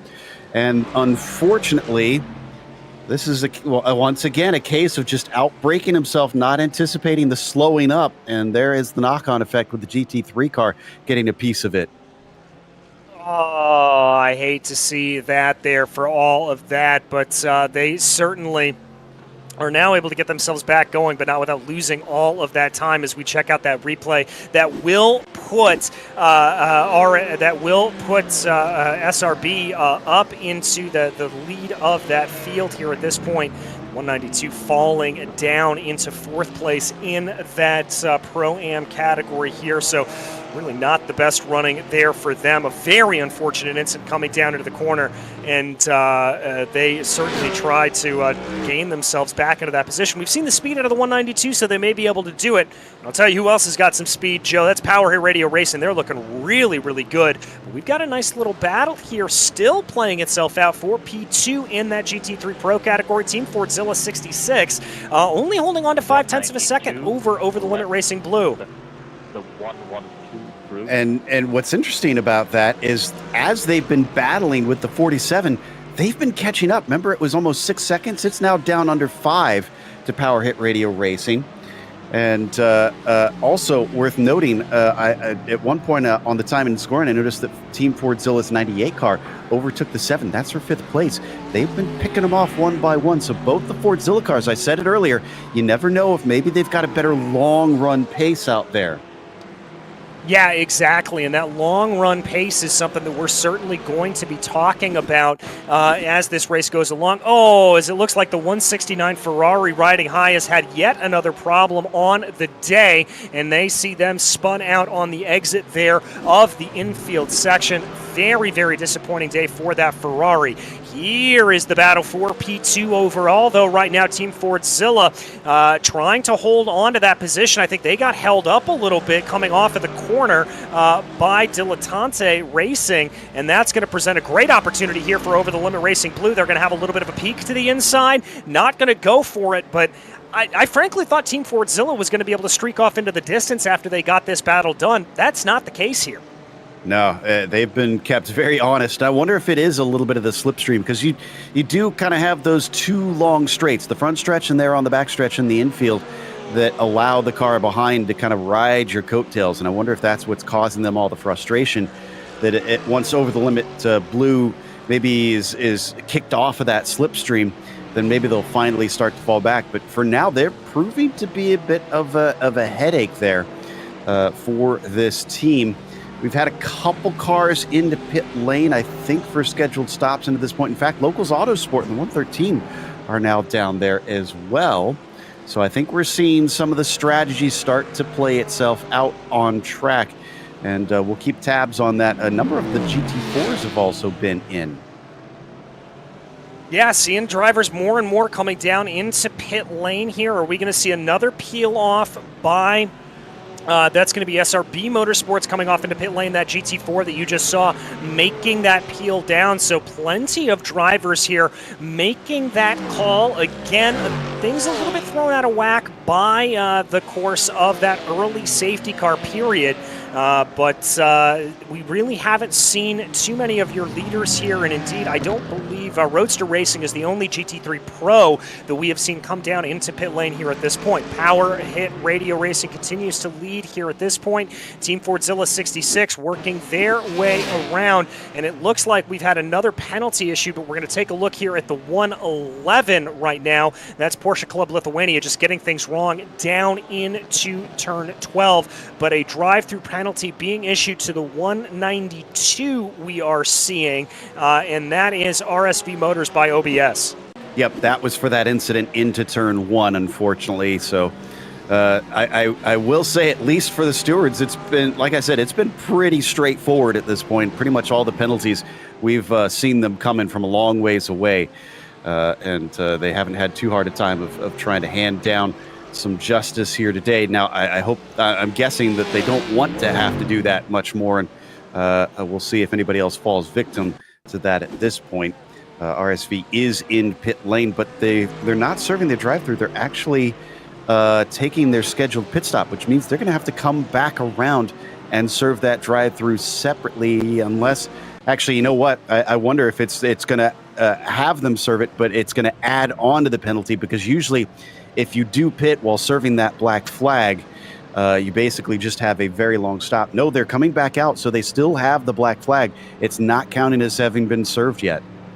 Oh, you absolutely hate that for the 192. That is not going to be good for them, as we watch here over the Limit Racing Blue, who beat Fordzilla down into pit lane. So that's a nice little boon there for the number 10 Porsche. As they pull into the box there, you can see the 66 doing the same. Now let's keep an eye on this as they all come in here. Let's see who's going to pop up onto the jacks, if anyone at all. I'm not seeing anybody do it here at this point, Joe, so it looks like nobody opting to take tires at this stage in the race. Again, that strategy that we talked about certainly coming into play here at this point on when you want to take those tires.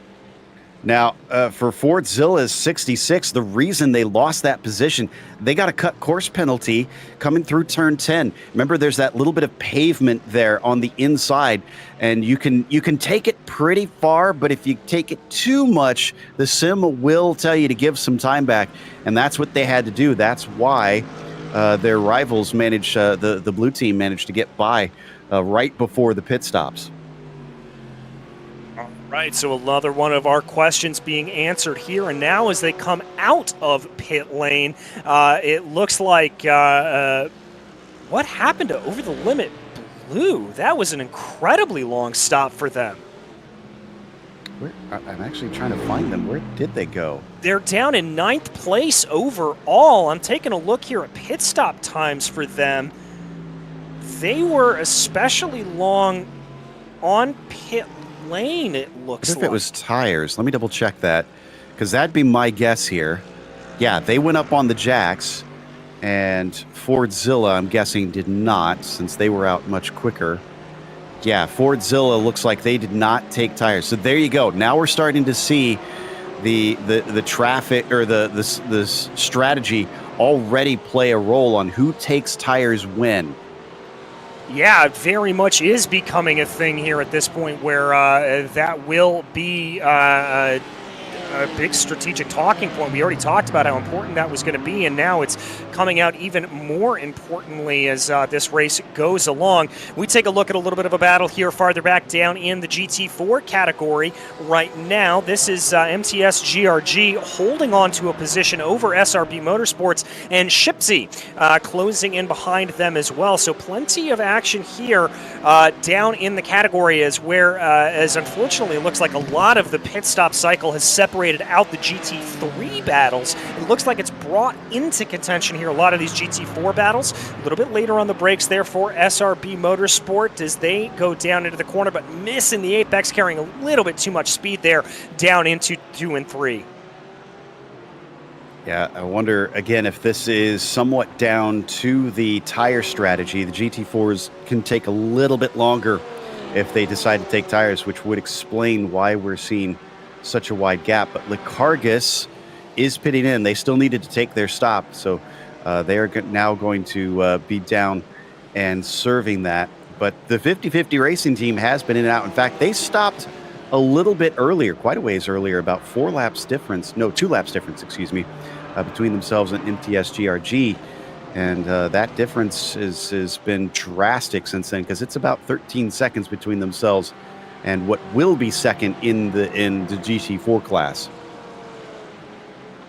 Yeah, so they've still got some left to play for here at this point. Ooh, big hop at the curb there for MTS GRG, as they're lucky that didn't get a little bit tougher there with all the air that was up underneath the right side of that car. A couple of varying lines coming out of the corner right now as we continue to focus in on this battle. Slipstream coming into play, trying to see what they are able to do. It doesn't look like at this point that we're going to see a whole lot taking place. Likargas down into pit lane here at this point, so that's going to switch the positions back around, but they're going to have a little bit of lap traffic that they've got to deal with. I believe that's Slow and Confused that's just been able to get by Shipsy, and now they're going to find themselves coming onto the back of this battle right here. Yeah, this is all 4nd in the GT4s, with a couple of those GT3s kind of scattered in. Shipsy going to lose a lot of time through those first few turns because of the cars flying by. Now Kirklis is going to stay off to the side to allow Graboon to get past, and yeah, he's going to have to wait for another one as the BMW of 100 Force finds their way through. This is just the nature of multi-class racing, especially in endurance racing. It's give and take with the traffic. You just gotta have to trust that it'll ebb and flow and hopefully pay you back at some point. Yeah, very much so. It's one of our favorite phrases, Joe. The traffic giveth and the traffic taketh away. And we're seeing that push and pull here at this point. We're seeing that give and take from these drivers right now. As Slow and Confused that we watch on your screen, the 155, that's Sergey Graboon behind the wheel of the car. Under some pressure here from Justin Lomeli right now in that BMW, the 171 for 100 Force, as they come onto the main straightaway here. Little bit of a wide run for 100 Force, but they're able to gather it up back under them, no problem. They are going to lose a little bit of time, though, as this does stretch out ever so slightly. 0.4 of a second diving down into the braking zone. Not looking like there's a lot of gains there. They've also got to be a little bit careful. SRB Motorsport by Latinva behind them, but only about 1.7 seconds behind. So if these two start to really get into an almighty scrap, we may see a little bit of back and forth starting to play itself out.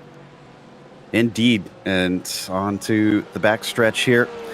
It looks like Graboon is going to have the advantage for the time being, having that track position. As it's not the easiest place to pass here, but it's also not impossibly hard. It's just if you have that track position, it's a definite advantage because you can try and play defense as long as you get good exits out of some of those critical corners, and that is one of those that you don't want to make those mistakes there. Coming out of turn 10, Sergey is pushing the limits, touching the grass a little bit coming off there.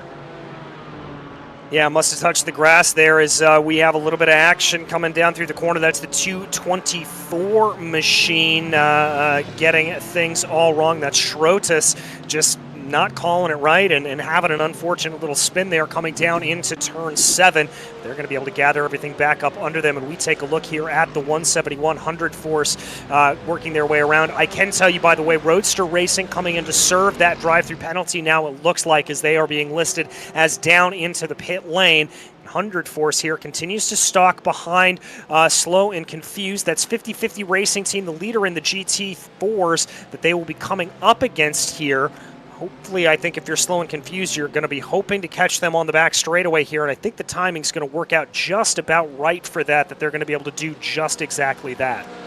It's isn't a penalty for the 48, thankfully. That's just their scheduled stop. They went a little bit longer than everybody else. I think they were one of the ones that topped up on that first yellow, and that allowed them to go all the way to here. Again, that could pay some big dividends down the line if they need a shorter stop at the very end.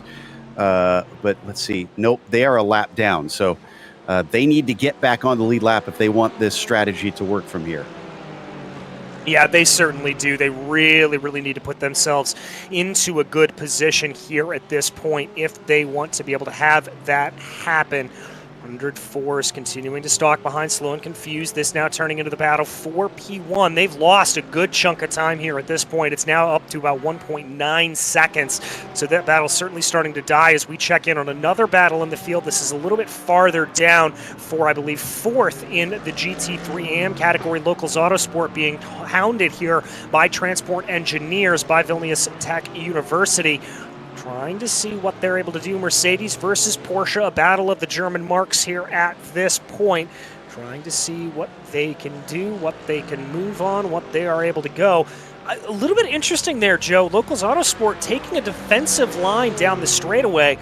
I wouldn't think at this point the Transport Engineers was close enough to really necessitate that, but they clearly thought they needed to go defensive. Yeah, that's the big thing about racing, is really being able to read the situation and try to make the right decision in the moment. And right there, if you're losing time, that's just going to cost you when you don't have to defend.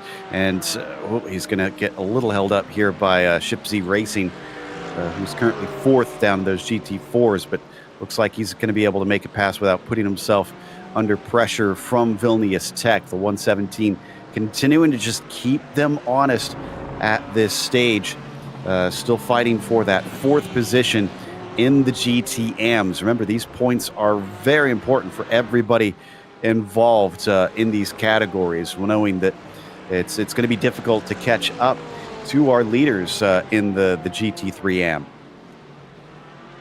Yeah, going to be very difficult indeed for them to be able to try to close down in on them. So you've got to sort of make your move wherever you can here at this point. Try to be able to get that to go at any point available to you. As we watch right now, this is a nice little battle starting to develop here. This is RSV by OBS. That's Team Fordzilla coming up behind them. That is not for position. The other Team Fordzilla car, though, is starting to close in behind Over the Limit Racing Red. So we could see a 2-podium result here for Team Fordzilla if they continue to play their cards right. But remember that we do have a couple of drivers that are out of sequence here in terms of who took the pit stop, who didn't take the pit stop, all of that kind of conversation. So that's going to be something that we certainly have to keep our eyes on as this race goes along.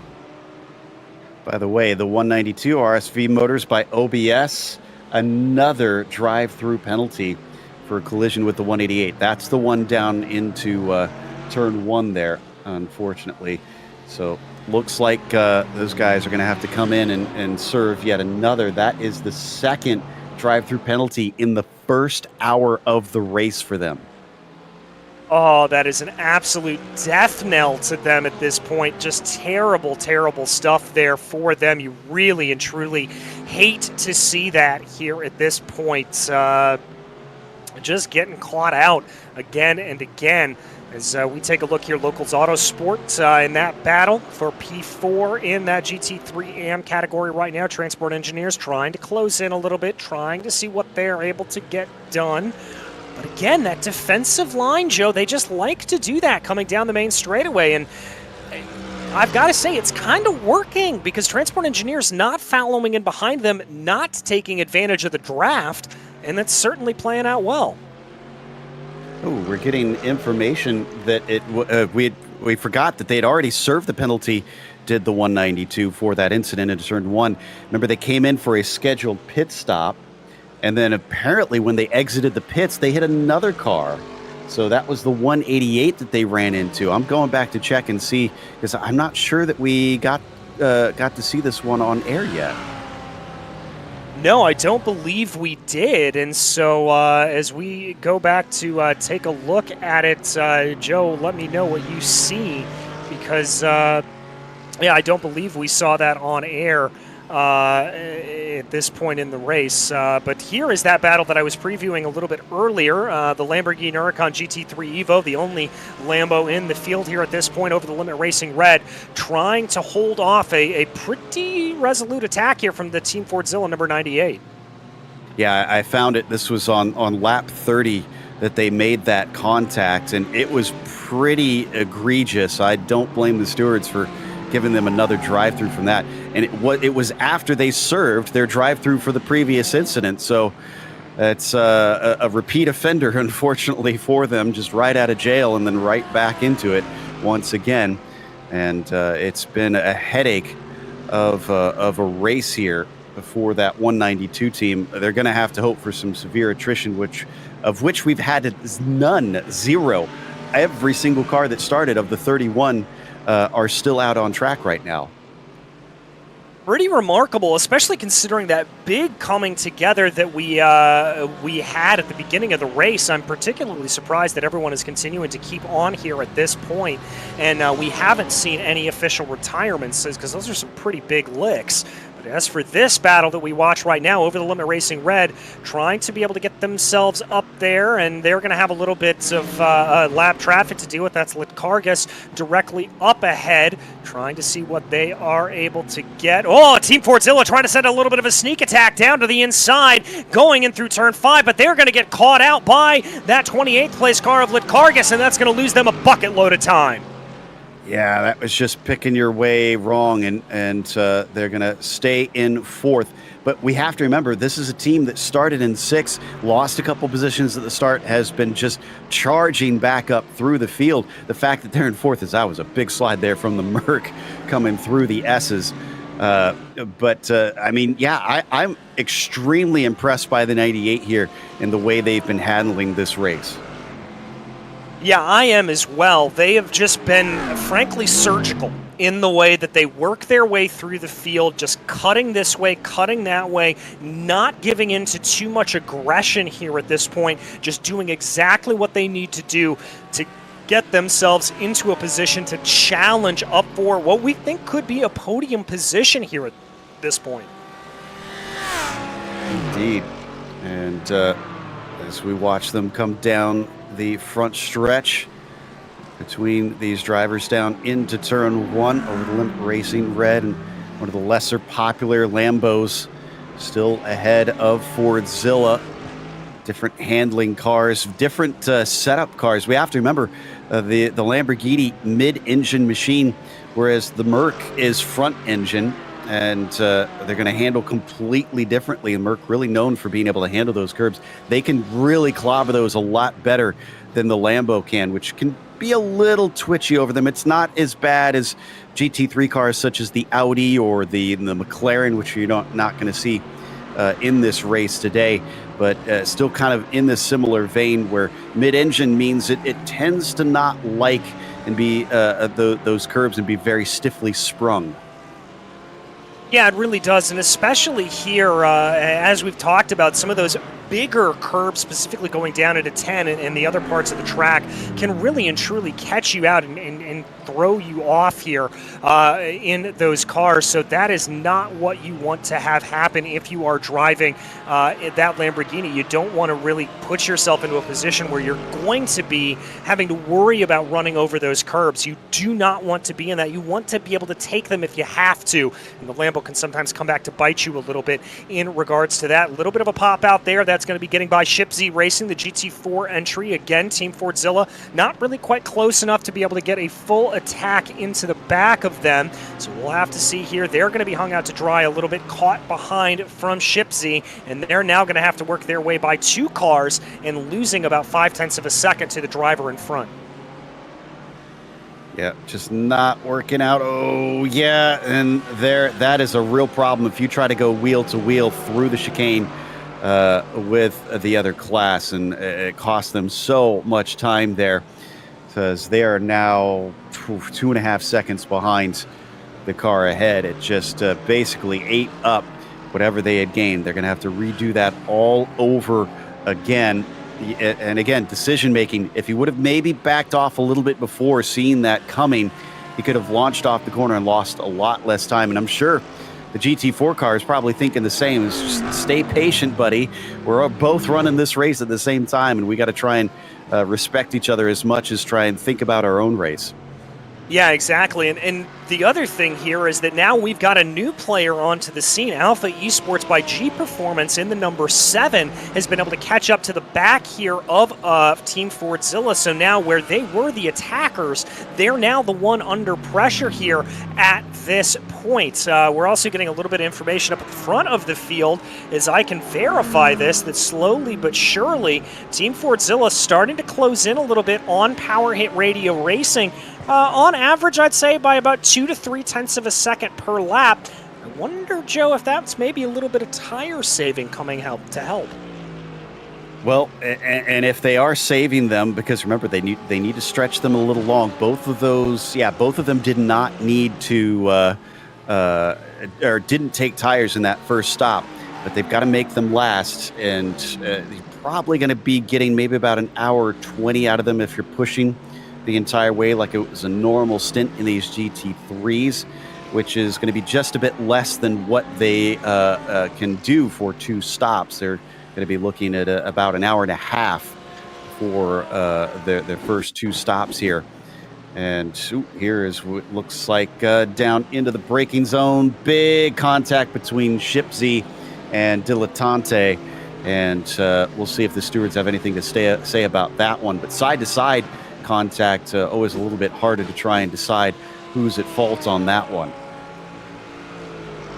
Yeah, I got to agree with you there. And that quick angle we saw, I couldn't really tell if that was off the apex there from Dilettante or if Shipsy turned in a little bit on them. But there you get a great view going down the main straightaway there as we're actually going to be taking a few moments away here as things start to die down a little bit. We'll be headed to a break here, but do not go anywhere. We still have about an hour and 55 minutes left to go in this race. OPTIBET. Dalyvavimas azartiniuose lošimuose gali sukelti priklausomybę. The passion for automobiles is what unites us.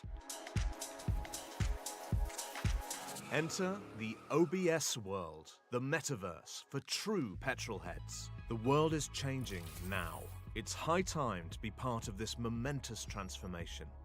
The metaverse is the technology's next big thing, and it seems like it will stick with us for good. Finally, a new digital world emerges, giving us endless possibilities to fulfill ourselves, meet like-minded people, play games, and earn money. The OBS world is a place for everyone, where all automotive enthusiasts can live their passion in diverse ways. Build your garage.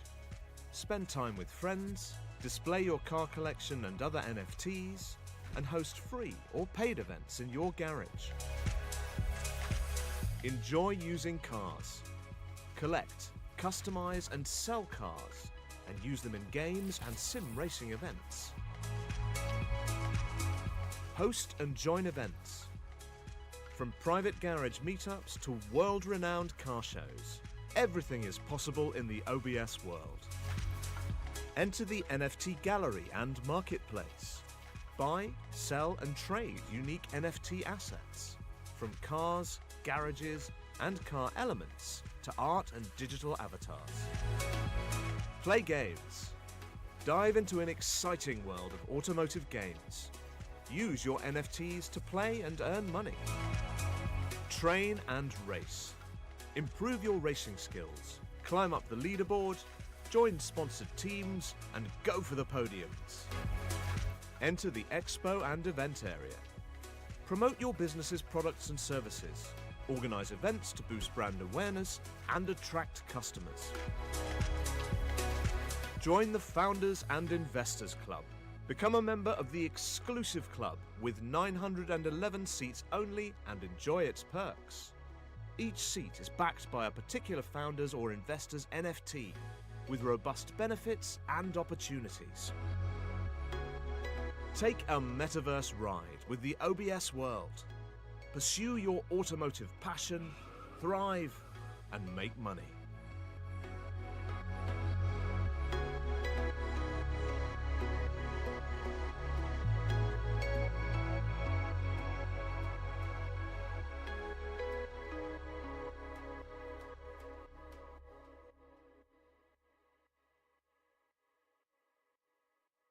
OPTIBET lažybos, lošimo automatai, ruletė, kortų lošimai, stalo lošimai. OPTIBET. OPTIBET. Dalyvavimas azartiniuose lošimuose gali sukelti priklausomybę. OPTIBET lažybos, lošimo automatai, ruletė, kortų lošimai, stalo lošimai. OPTIBET. OPTIBET. Dalyvavimas azartiniuose lošimuose gali sukelti priklausomybę. iDrink is a revolutionary, healthy beverage that replenishes nerve and muscle fibers in a very special way.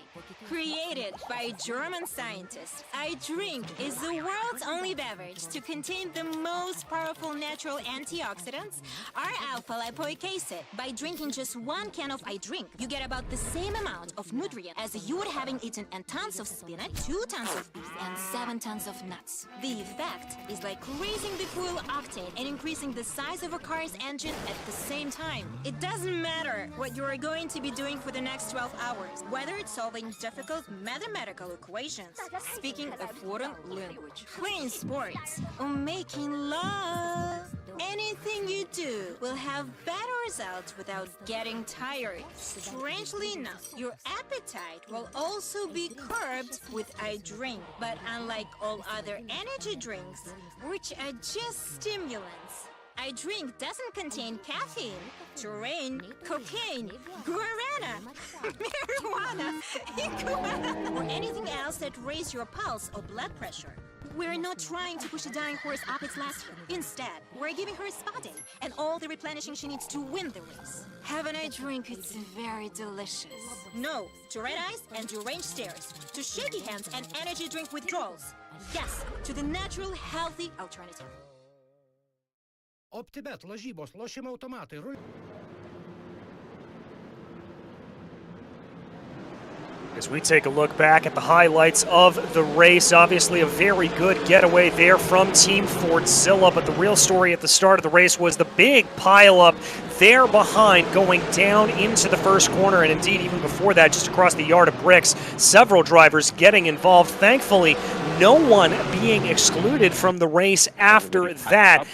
Then at the restart here, it was a great getaway from Power Hit Radio Racing. They were able to move themselves out of really contention whatsoever for being under attack from Team Fordzilla, the number 66. The 292 a little bit farther down in the field in the GT4 category, getting things wrong. Still not entirely sure what happened there to the MTS GRG machine, as they just had a bit of lazy spin coming down into the corner. A little bit of side-by-side, a little bit of contact there between Dilettante and Ship Z Racing going down into turn one. Turn one really been a flashpoint here today, as they are slow and confused, decided to not get involved in a little bit of scrap there up ahead of them with the 2 cars, the BMW and the Porsche Called Lithuania in particular, losing out the position there to the number 131 machine as they try to be able to get themselves around, and there was that contact with the number 131. They brought themselves around then. It was some good moves here by RSV, by OBS, taking advantage a little bit of the misfortune there of the Mercedes to be able to get their way ahead, but a little bit of contact there as well sent another little bit of a wiggle, but thankfully the Porsche able to hold on to that position with no real concern there of their own. The rest of the race was a battle of stalking behind other cars as they consistently tried to be able to get a little bit of movement, and again the 192 getting involved into problems there, spinning that car around as they go. Here is a little bit of the stalking that we talked about. Team Fordzilla having a slowdown penalty that they had to serve. That allowed for Over the Limit Racing Blue to be able to get on and by them, and then Over the Limit Racing Blue would then subsequently come into pit lane and take tires, changing the strategy here a little bit and flipping that strategy paradigm on its head. A little bit of almost contact there by Transport Engineers by Vilnius Tech University with one of the locals' Autosports machines directly up in front of them, as they're one of the good stories of the race here. Jataudis in that Lamborghini Huracan Over the Limit Racing Red doing a fantastic job to be able to hold off Team Fordzilla, but then traffic coming to their behest a little bit on into the race, is then there you saw a little bit more contact farther back down into the field. That was the 202, and Joe, I believe you were kind of taking a look at that incident, and another coming together there, the 202 getting involved with just a few minutes ago. Yeah, unfortunately, there was a spin from one of the GT3 cars in front of MTS GRG. They were trying to chase down the leaders. They lost a chunk of time. It wasn't super huge, as they're down to about 17 and a half seconds now, unfortunately. And there you can see them trying to get back onto the track. And it looks like from that replay, I think they avoided damage on the front, which is really the critical thing. You want a slippery car in a straight line.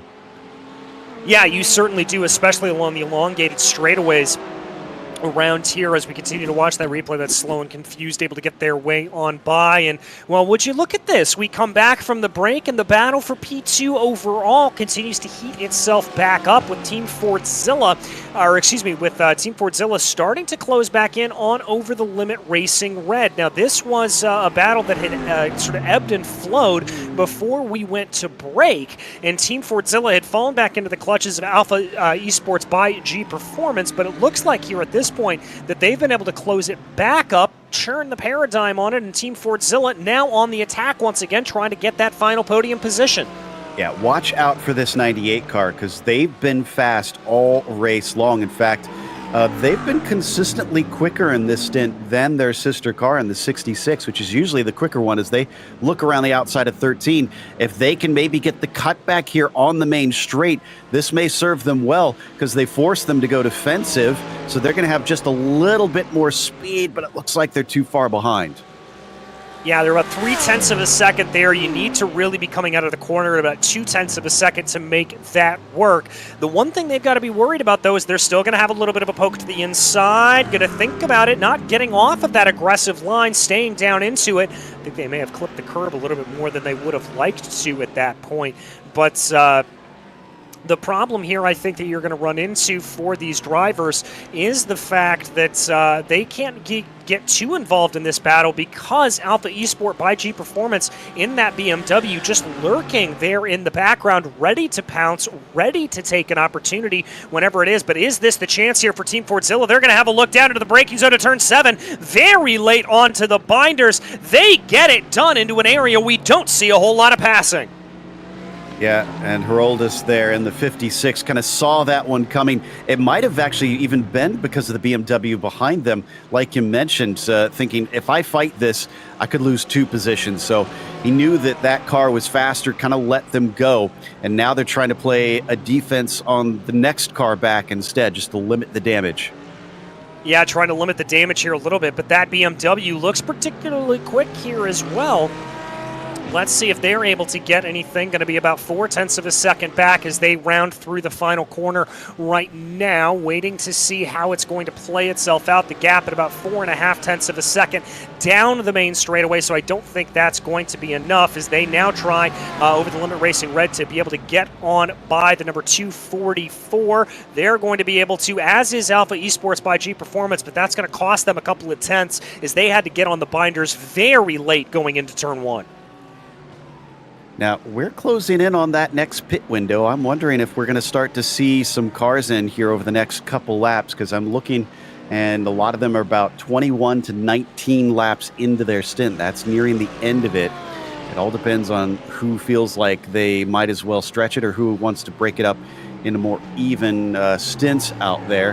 And looks like Over the Limit Racing Red just not able to keep up. After they've been passed by Emery, looks like they're being left in the dust here. So they've got to focus backwards for a bit. Well, they need to focus forwards, but they got to just kind of keep an eye on the mirrors to make sure that the Alpha Esports G Performance car doesn't catch them unawares. Yeah, exactly. And I'm not entirely surprised to see that number 98 Team Fordzilla really move their way up ahead. That's a car that we know has had a lot of speed here, and we'll have to see just if they are able to maybe put a little bit of a move on. I think the race was really going to be between them and Over the Limit Racing Blue, who, remember, currently sits in 6th in that GT3 Pro category, but they took tires on that last pit stop. So we anticipate some drivers taking tires this time around, and that may change some things around, shuffle the order a little bit. Can also give you a quick report that gaps were closing at the front of the field. Dukowskis was losing time to Oliver Stepanov as they continued to run, but Stepanov, it looks like he has lost a little bit of the pace. That may be as a result of lap traffic, losing 0.7 of a second over the last 2 laps. So that battle, or what could have been that battle, starting to fade away a little bit at this point. Yeah, this lap especially, they got caught up behind GT4 cars, and that's what slowed them down. As Chitautas here still trying to plug the pace in and actually doing pretty decently, keeping the Alpha Esports car at bay. This is one of our closest battles on the track currently. The 56 still having to weave back and forth through some of these slower class cars. And again, this is for 4th in the GT Pros, mind you. Leader in the GTMs is still slow and confused in the 155. And still holds about a 7-second lead down there. So on to the main straight as we take a look at the replay. What happened here? This is coming down into turn 12. It's again that riding high Ferrari. Let's see what happens. Gets under the binders, that rear end breaking away. Joe, those tires are shot. That's about the 3rd or 4th time that we've seen that Ferrari really start to lose control like that. And I have got to put that squarely on losing grip. We talked about how that Ferrari can choose a little bit, chew through its tires just a little bit. And it looks like that's exactly what's happening there to that Italian mark. But up at the front of the field, there he is, able to gain 1.5 seconds over the last lap. Dukowskis just running a fantastic race here for Power Hit Radio Racing. The other thing to keep in mind, because you talked about chewing up the tires, when I mentioned that the tread left, it's not just about getting down to the cords and losing pace. You can actually blow a tire out here in iRacing. It's modeled, so you won't visibly be able to see it except for, well, the fact that the car is going to be crabbing weird. But the tire will go completely, and then at that point you have to come in. You'll get a meatball flag from iRacing saying you cannot continue. So you do have to treat those tires carefully if you're trying to push them on a double stint out here. Which you will have to do at some point during this race for those GT3s and the GT4s. So watch out for that. As let's see, have we had anybody pit in recently here? No, doesn't look like nobody. Oh, nope, I spoke too soon. RK Foundation is the first to blink in the GT3s, and that's from the AM category. All right, so they're going to bring their way down into pit lane, and I believe they were one of the early pitters on that last cycle of stops as well, so they're going to come down in as that will signal the opening of the pit stop cycle here at this point. We keep an eye on MTS GRG, the number 202, up in the lead of that GT4 category, really as they have been since the drop of the green flag. They've been in pretty much control of this race, as has Power Hit Radio Racing. Both of them doing a pretty fantastic job of just controlling the pace, finding that good rhythm around Indianapolis that we always talk about that you really need to be able to have. And they, frankly, don't have a whole lot of competition from behind them. They've got about a 5-second gap back to SRB Motorsports here at this point, although I do have to say SRB Motorsports 2 just coming out of the pit lane right now, so one of the GT4s also taking their pit stop here at this point in the race. Yeah, the 50-50 racing team who were leading have been in and out. So they've completed their stop. Locals Autosport from the GTAMs is in. And is that Dilettante? Yeah, that's coming into pit lane there for a couple more there. That's 4th down in the GT4s, just behind Shipsy, and the 222 3rd in that class.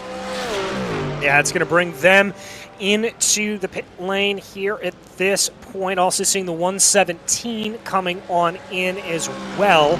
Actually, that would have been the 171, actually. No, it was the 117. That's Transport Engineers by Vilnius Tech, as there is your leader, Power Hit Radio Racing. Now, again, this is going to get a little bit interesting here with who decides to take tires. We anticipate here the majority of the field will probably be taking tires at this point, as it is not recommended to do more than a double stint on these tires, but only 3 sets for the course of the day, so you've got to be very kind to them. And I think that's part of the reason why at this point of the race we are nearing that halfway halfway point, we haven't necessarily seen a lot of drivers pushing all that hard and really, really going for broke here on those tires at this point. Is there's a lot of tire conservation.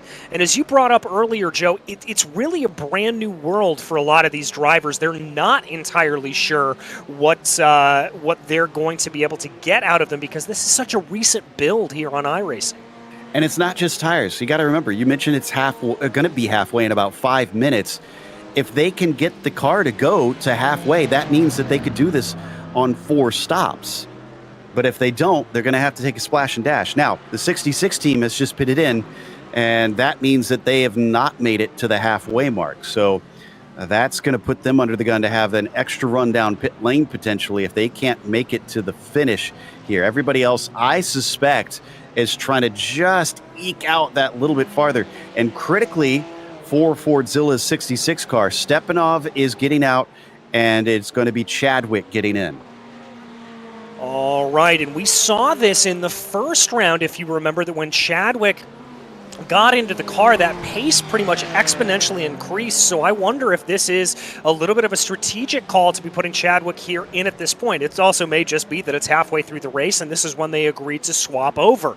But that undercut could be a little bit interesting to see what they decide to do, how they decide to do it. We've got more cars pulling off down into pit lane. Looks like RSV Motors by OBS going to pull on in as they now go. We continue to watch Dukakis up at the front of the field.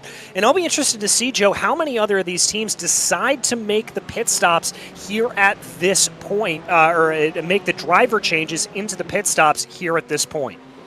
Absolutely. I mean, it makes the most sense if you want to try and do it simply, because then you make sure that each driver manages to get the amount of time that's needed. I do see the other Fordzilla in the 98 is in. Looks like the 56, the 47. They might need a yellow, another caution period, to be able to stretch it out from what we're witnessing here. But I'm almost certain that there's going to be a lot of cars that are trying to see if they can make it on 4 stops. Remember, that was helped out by the first caution. So before this, it was, before that first yellow, it was a pretty clear 5-stop race with one of them being a very, very short stop. But, or forced, it'd be 4 stint and it'd be a 3-stop race with a 4-stop race here playing out. And our leader, Power Hit Radio Racing in the 10 is in as well, just about 3 minutes shy. Let's see if any of the others are able to make it. We still need the rest of the field to cycle on through to see if this is the absolute limit. Yeah, I wouldn't be surprised if this is relatively the absolute limit. Or, you know what, also thinking about it, this could be just a response here for Power Hit Radio Racing, getting the call over the radio that Chadwick is in the car and that they went for the undercut. As I take a look right now farther back down in the field, no, Jordy Spetkins in that Alpha Esport by G Performance car coming on into pit lane. The next car to be able to cross on by will be Sergey Graboon, who will come on in. Trying to see what they do here at this point. Chadwick, though, starting to put some good lap times down on the board to the best of his ability. He's going to be pretty happy to do that. And I can tell you that Power Hit Radio Racing is going to be making a driver change. Looks like Justinas Bumbilis jumping into the car here at this point. Slow and Confused is going to stay out. That's our AM leader in the 155. So that's going to get them just about to the halfway point. Interesting. Power Hit is back out, and are they going to keep the lead? I got to think so, because Fordzilla's 66 is a little ways behind unless they've really made incredible pace. And in fact, they aren't going to be back completely in the lead because Graboon and Slow and Confused in the AM category is going to temporarily lead this race. Well, sometimes you just have those dice fall to you in a good way, and that's going to be a definitely a feather in the cap there of Slow and Confused, as I can tell you now that the gap between your leader here, who we anticipate to be your leader, Power Hit Radio Racing, is actually there. They're not even going to be able to lead a lap as Graboon actually gets put down into second place position by Justinas Bombilis for Power Hit Radio Racing. But the gap between themselves and Team Fordzilla comes out to about 7 seconds here at this point. So that's about what it was before they came down into the pits. Now, the other thing to keep in mind here is it doesn't look like Over the Limit Racing Blue has really been able to gain time here at this point. Remember, we theorized a little bit earlier about what they were going to do in regards to the pit stop sequence, and with them having to come down into pit lane, now it looks like that gamble to take tires in the first stint not paying off. DJ, Slow and Confused is going for another lap now. They're on lap 28 of their stint. I'm not sure how they're able to get it going this far. This is impressive stuff. They must be on a good power map here, as OBS Motorsport's 191 machine has been having a really bad day, and it just got worse as they had another spin into turn one. Thankfully, didn't get hit by anybody.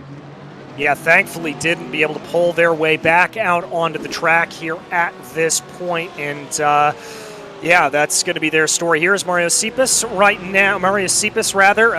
Roadster Racing. This is becoming a close little battle. You got to feel a little bit for Over the Limit Racing Red. That red Lamborghini seems like every single time we focus in here, they are right in the thick of the battle. They just can't escape anything here at this point. I would love for them to have a little bit of quiet time where they don't have to worry about racing, but it looks like they are constantly right in the heat of the battle.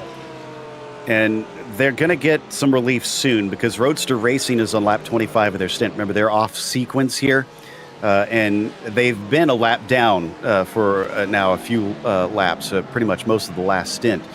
The question is if they will go a lap down again this time by, because with them being a little bit off sequence, that does mean that they could get back into this, I think, actually. I think when it cycles around, if a lot of other drivers have to make an extra stop, at this rate, they are good to go on fewer stops. And finally, the 155 is in, so they've made it to that hour-and-a-half mark.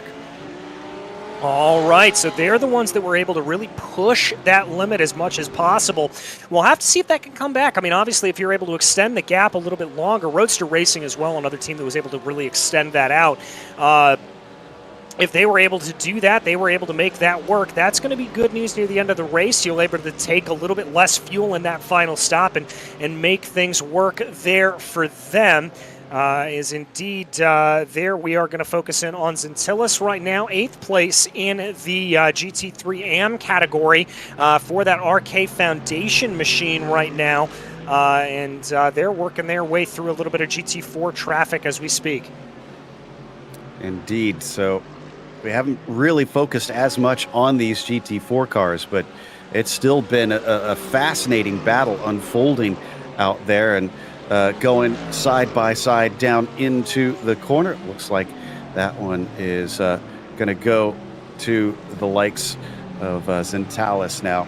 There in the GT3 AMs of that 112, going by the GT4 of Schrodis.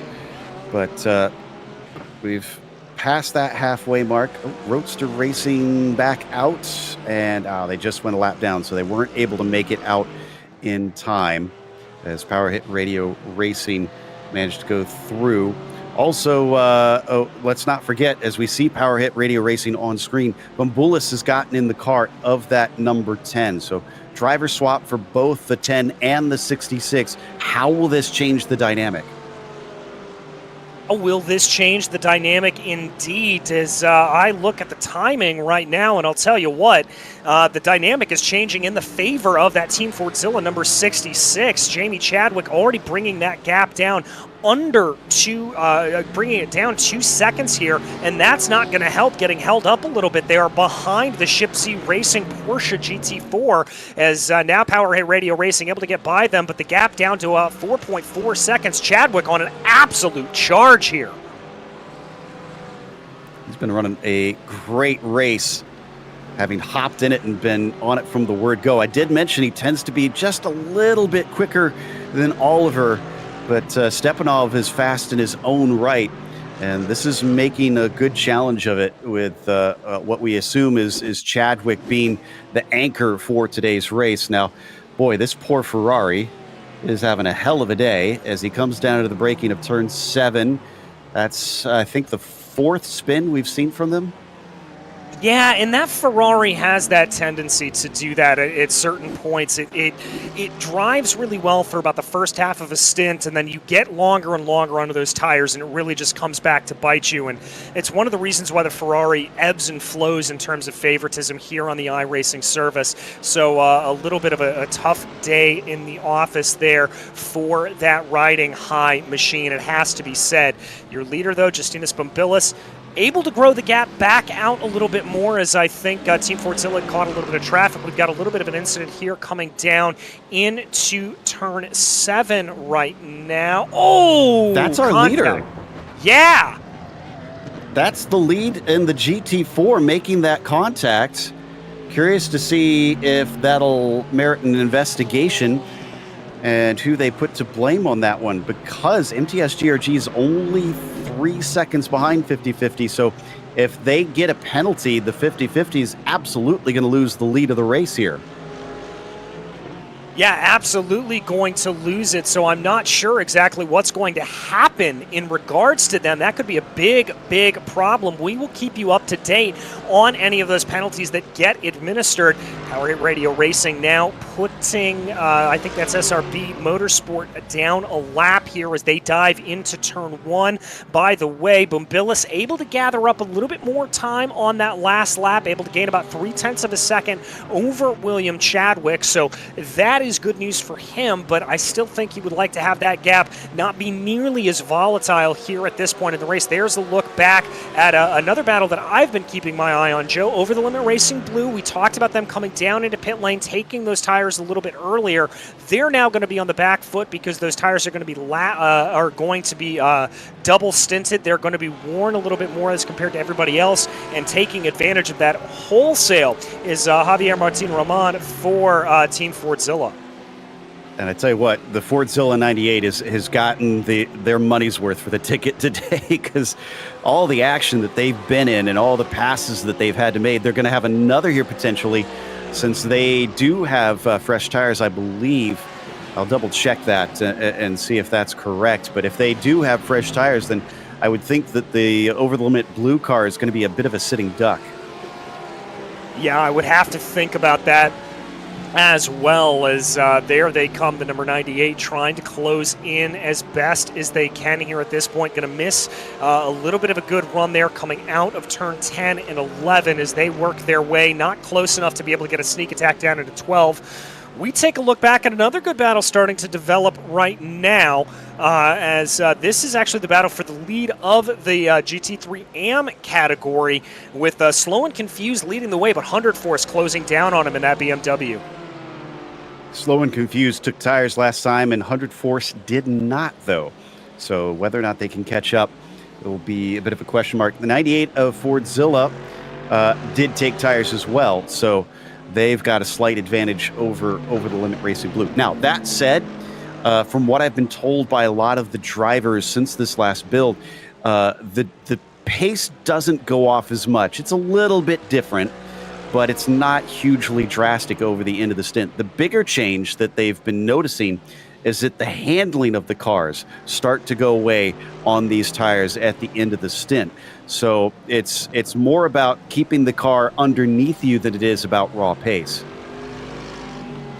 Yeah, very much so. You've just got to make sure, and how many times have we seen that car sort of want to step out, not just in that Ferrari that we've seen it a couple of times here today, but plenty of times over the course of the day, cars seeming like those rear ends just kind of want to dance a little bit on you, and I think that's a result mainly of those tires that they have to worry about. But here is that battle again for the lead in the GT3 AM category right now.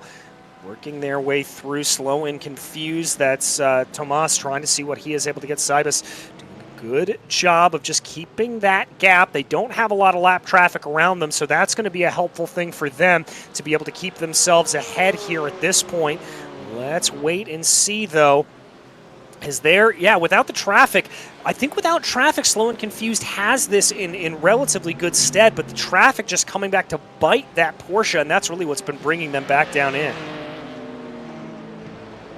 Yep, so leading the AMs at least for the time being. We take a look over at the 111, which right now sits, I believe, in 6th in these, no, 5th in the GT AMs here for Porsche Club Lithuania, kind of all on their own for Barica in the car. He took over early for Paragli Sukas there, and Thomas Siebes, what happened here?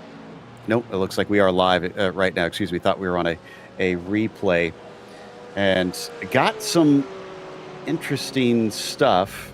One of the drivers has been given a warning for driving in the blend lane. I'm trying to make out who this is. That's for the 191 car, I'm hearing. So that is OBS Motorsport. So they're well down the order. They're about 6 laps down, actually, right now. But again, not one that you hear as commonly. And driving in the blend lane, I'm just that's in the pit lane. Oh, okay. So that is actually in the pit lane itself. So they're asked to stay on the fast lane if they when it merits it, and they're not supposed to be in the blend lane when they are supposed to be in the fast lane. So that's what's happening there with the OBS Motorsports car. But you gotta pay attention to all the rules in this series, because the stewards watch everything like a hawk here, and they do not take kindly to any broken rules.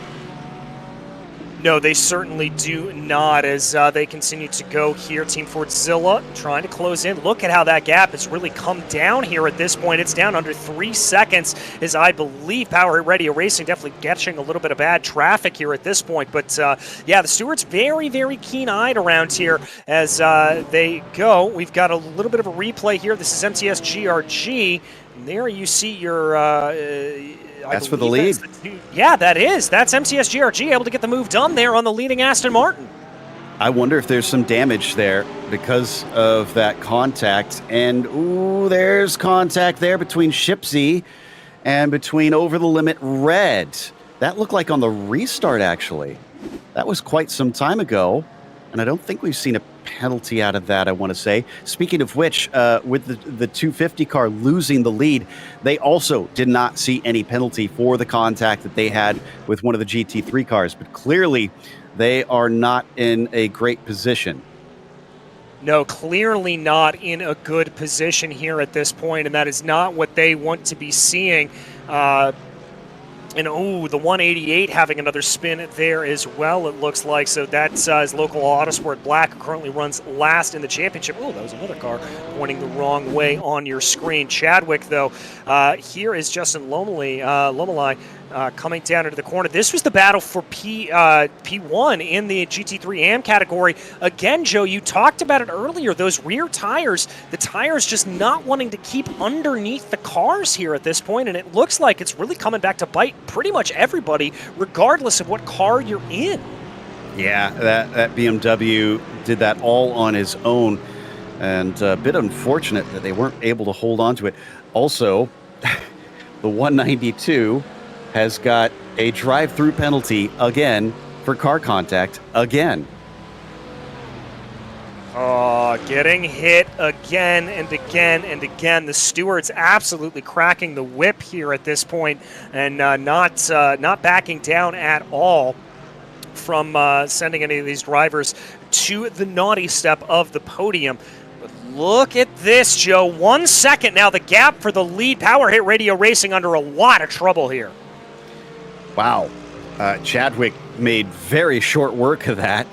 At this rate, this is going to be very difficult for Power Hit to try and keep them behind. All he needs is some traffic or just a good run out of a corner somewhere. He's still got more than an hour to go to try and take the position if he can keep this pace up. Now, some of that might change with the dynamics of the tires, of course, so we don't know about that. And of course, you know, cautions may be changing things, or maybe some damage, crossing fingers that won't be the case. But you just don't know from here. From what we do know it just doesn't look good for the 10 team having to try to play defense on a very fast Fordzilla car. Yeah, very fast Fordzilla car indeed as they try to get themselves around here at this point. But Chadwick, I think, certainly has the momentum underneath him here at this point. We've also got a really close battle starting to shape itself up for P3 as well. 4 cars involved in that, but this is the one we're going to keep our eyes on here because Power Hit Radio Racing under pressure from Chadwick. Chadwick able to gain up massively under braking. He has got the bit between his teeth here at this point. Absolutely. Almost makes me wonder if maybe they will wait until the pit stops to try and effect a pass, because that would be a lot easier, especially if they do find it difficult and Power Hit starts to play defense through some of the corners, which is the other bad thing here for the 10 team is that the options are open for Fordzilla to try and get creative with this overtake, but right now they're going to get held up. And this will give a little bit of relief to Bumbulis, as unfortunately Chadwick saw Bothma right on the racing line when he didn't want it. You know, we've been talking about the 192 getting so many penalties out there. It's not just that they need to worry about. If they've had that many car contacts, there is a 50 incident penalty handed out by iRacing itself for a drive-through. So once you hit those 50 incidents, there is no protesting that. That's not from the stewards. That's from iRacing, and the drivers will have to come in and serve that. I'm seeing another race control decision here. Oh, the 250 is getting a penalty in the end. So maybe that initial one that I saw reported on was something else, or maybe there was another incident that we missed. But the former leader, the 50-50 racing team, is going to have to come through pit lane. Oh my goodness gracious, here they go. Everything really firing off. Oh, I can't believe it there for the 250 as they get the worst cut as they run. This battle continuing to play itself out in front of us here as it's got to be said, William Chadwick fully behind in the draft, fully able to suck up behind that Power Hit Radio Racing and coming on stronger and stronger within about 0.4 of a second here at this point as they go down into the corners. Trying to see, you could see how aggressive Chadwick is being there, really cutting the corner, really cutting everything as he can, trying to see what he's got, trying to see if he's going to be able to get himself moving forward. Oh, thought a little bit about the sneak attack, but that's not going to happen there at that point, and he's going to have to back himself off a little bit. Time is on his side, though. Chadwick has got plenty of options available to him. And as they come onto the main straight, there's going to be a good slipstream here for the 66. And I talked about the metered aggression that they have. I expect it to start to come out here a little bit, just enough to try and make a move. And indeed, look at that, outbraking his rival quite easily down into the corner. Power Hit had nothing to try and hold that off. Your new leader is the 66 car. Just a textbook pass there for William Chadwick, getting it done down into the corner. Brilliant stuff, and now I've got to think here, Joe, that he is going to scamper off into the distance and absolutely run away with this race. Would not be surprised at all if that's exactly what we see him doing here at this point. But right now, as they see trying to be able to pull themselves ahead, trying to see what they are able to do, let's see what they can make themselves out here, and if they're able to build an advantage. It's already up to 0.7 of a second. Let's see if they can build that to anything more here at this point. So turns out that black flag for the 250 was for the contact that we saw between the leader and the GT3 down into turn 7. So they are now trundling through the lane and are going to be back out again, but down in 5th place. No, wow, whoa, we just had a ton of cars go by them. They're looking at 7th, maybe even 8th. No, 7th place is the farthest down they go.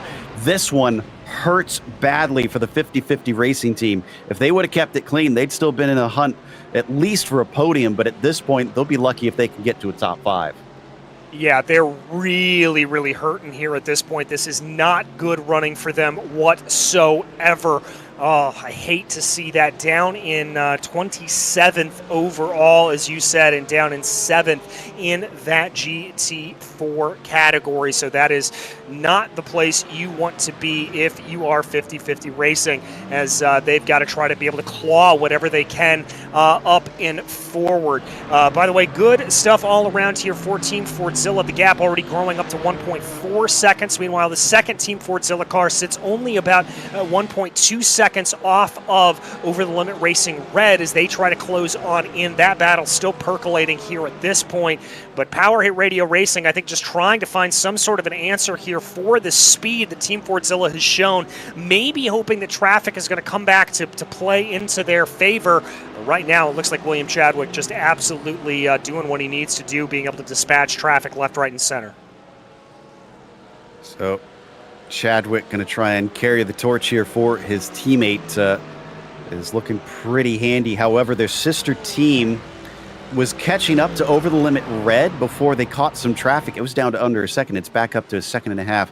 So the 98s had some frustration with the traffic there, and are hoping to try and regain that, especially considering Alpha Esports is once again actually really catching up to them. I don't know if we'll be able to get over there soon, but this is now becoming a quick battle. In fact, the Fordzilla 98 looks very slow for some reason. I'm not sure what's going on. I'm not sure either. They may have just run it a little bit wrong. Could that have potentially been a slowdown penalty, one way or the other? They're by. That is Alpha Esports by G Performance on by. Now they've got to worry about Over the Limit Racing Blue. There's the replay on your screen right there. That's bizarre, Joe. I have no answers for that. Yeah, there's no slowdown penalty that I could find. So they weren't serving it there, but they were kind of lifting and coasting. The only thing I can think of is maybe they're trying to stretch fuel a little bit more, but it's a bit silly to just give up the position. That moves them down into 5th. I didn't see any instructions from the stewards to give the position back or anything there. So I don't know. I'm baffled. Maybe what they're doing is they saw that car coming and decided to try and get in behind them to try to save fuel, but they need to be closer than this to really save good fuel. And now already Over the Limit Blue is challenging them. Yeah, and that's that car, remember, that they passed a little bit earlier courtesy of the older tires on Over the Limit Blue. So, but with them putting pressure now to the back, I don't know what's happening to this Team Fordzilla machine. It just doesn't seem like it's working out quite the way that they want it to here at this point. And Alpha Esports pulling away at this stage in the race. They are already up about 1 second over Team Fordzilla, so they're certainly in a position that they're going to be pretty happy with, I think, as they try to be able to extend this gap, hold on to 4th place, and Team Fordzilla having to work their way by through a little bit of lap traffic. That's going to be the 28th position, the Lucargas machine that they just were able to get on by, but still very, very confusing stuff there from Team Fordzilla. I don't understand that strategy because they're not in draft range now. The 10 car might have to worry about this 2nd place because race control's given them a final warning for contact with the 188 car. Was not able to dig up where exactly that happened, but they're having a bit of a rough time. And there goes one of our GT AM cars there, the BMW, getting another position. Oh, and Fordzilla 98 is now down to 6th spot, as Over the Limit Blue just passed them as well. This is some very strange goings on as we now watch the fight between Locals Autosport and Porsche Club Lithuania. This is for 4th in the GT AMs currently. Yeah, Joe, and I went back and took a look there at the pass by Team Fordzilla. It just looked like they were down on straight line speed going down the back straightaway on Holman Way, and that they lost time and just simply got past. There's really no other explanation than that I have, so I'm not entirely sure what is going on there with them. It just looks like they're in a deficit for straight line speed. If I didn't know any better, I would say that there was damage picked up on that car potentially, but even then, I'm not entirely sure that would be the case. It's just a strange thing out there that I don't really get what's going on with them. Well, they're keeping up with Over the Limit Blue, so I don't think it's damaged. Is on screen here, we've got a nice little battle, but still between the 113 and the 111 that we were watching a little bit earlier, and a lot of traffic in front of them that they're having to deal with, both lapped cars within their own class and in the GT4. So this is going to be a bit of a headache.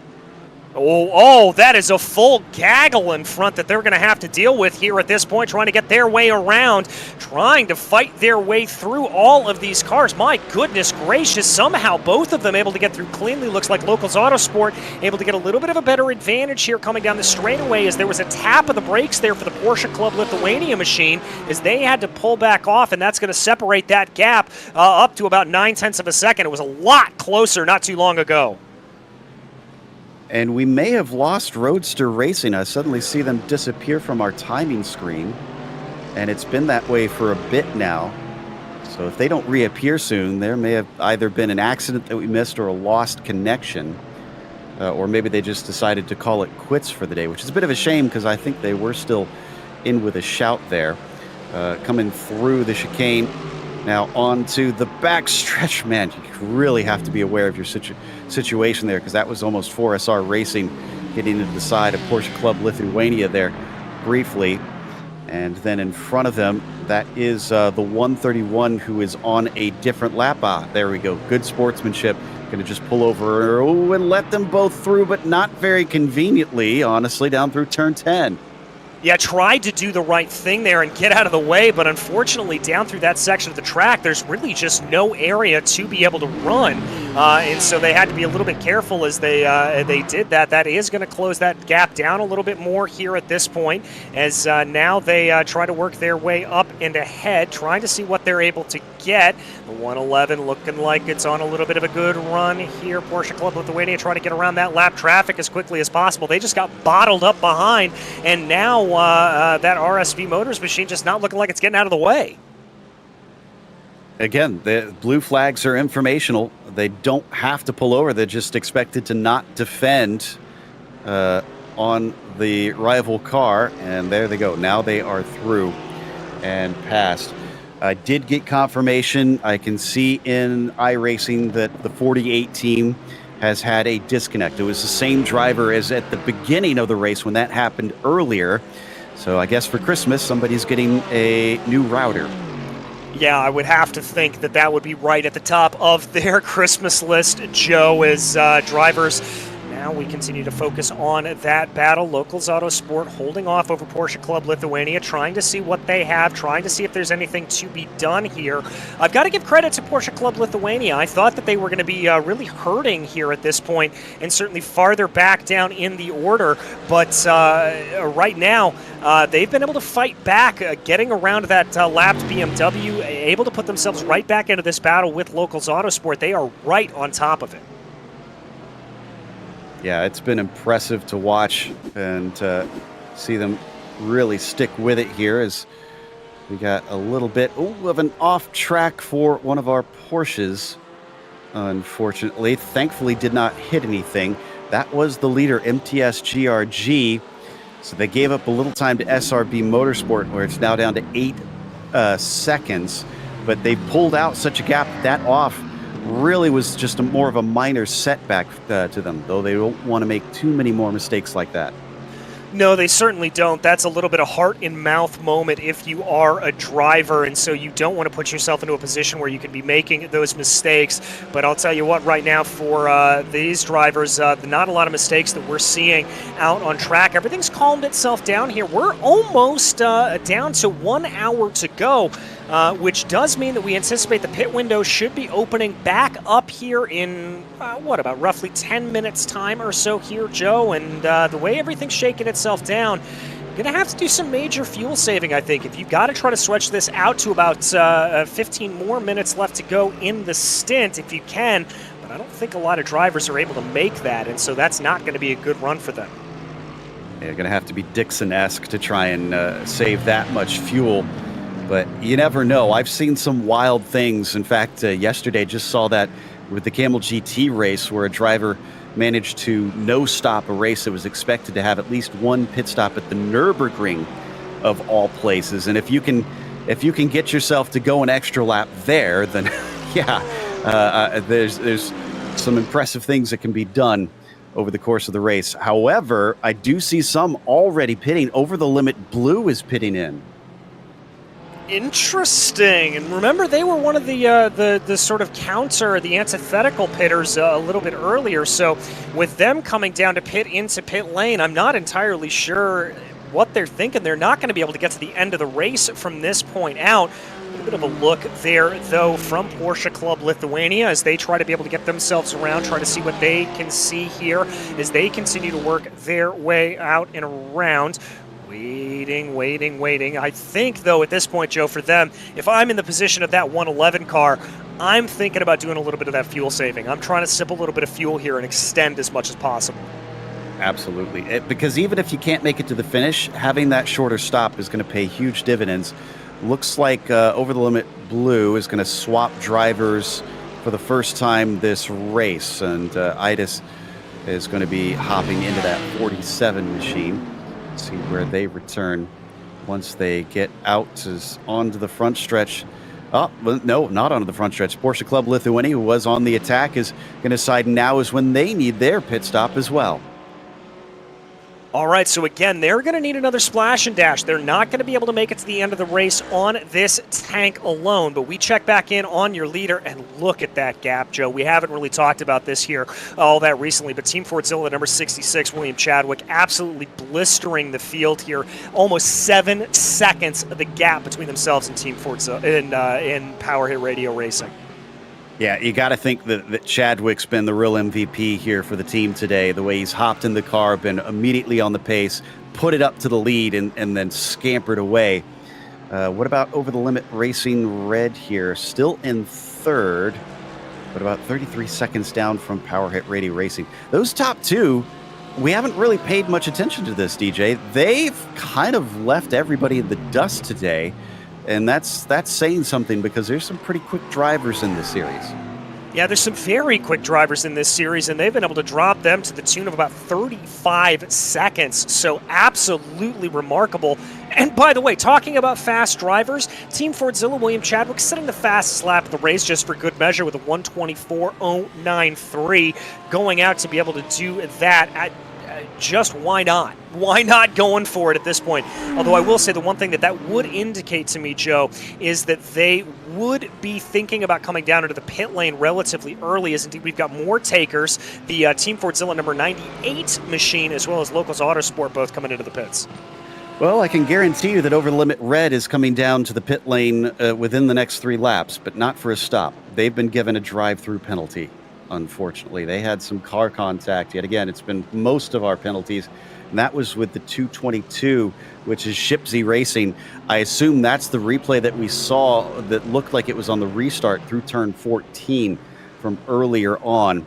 So unfortunately, 56 going to have to suffer the consequences and probably fall outside of the podium, which would, I believe, put Alpha Esports G Performance up onto the podium, at least temporarily. That's not taking into account that Team Fordzilla has already taken their stop in the 98 car and have been very fast.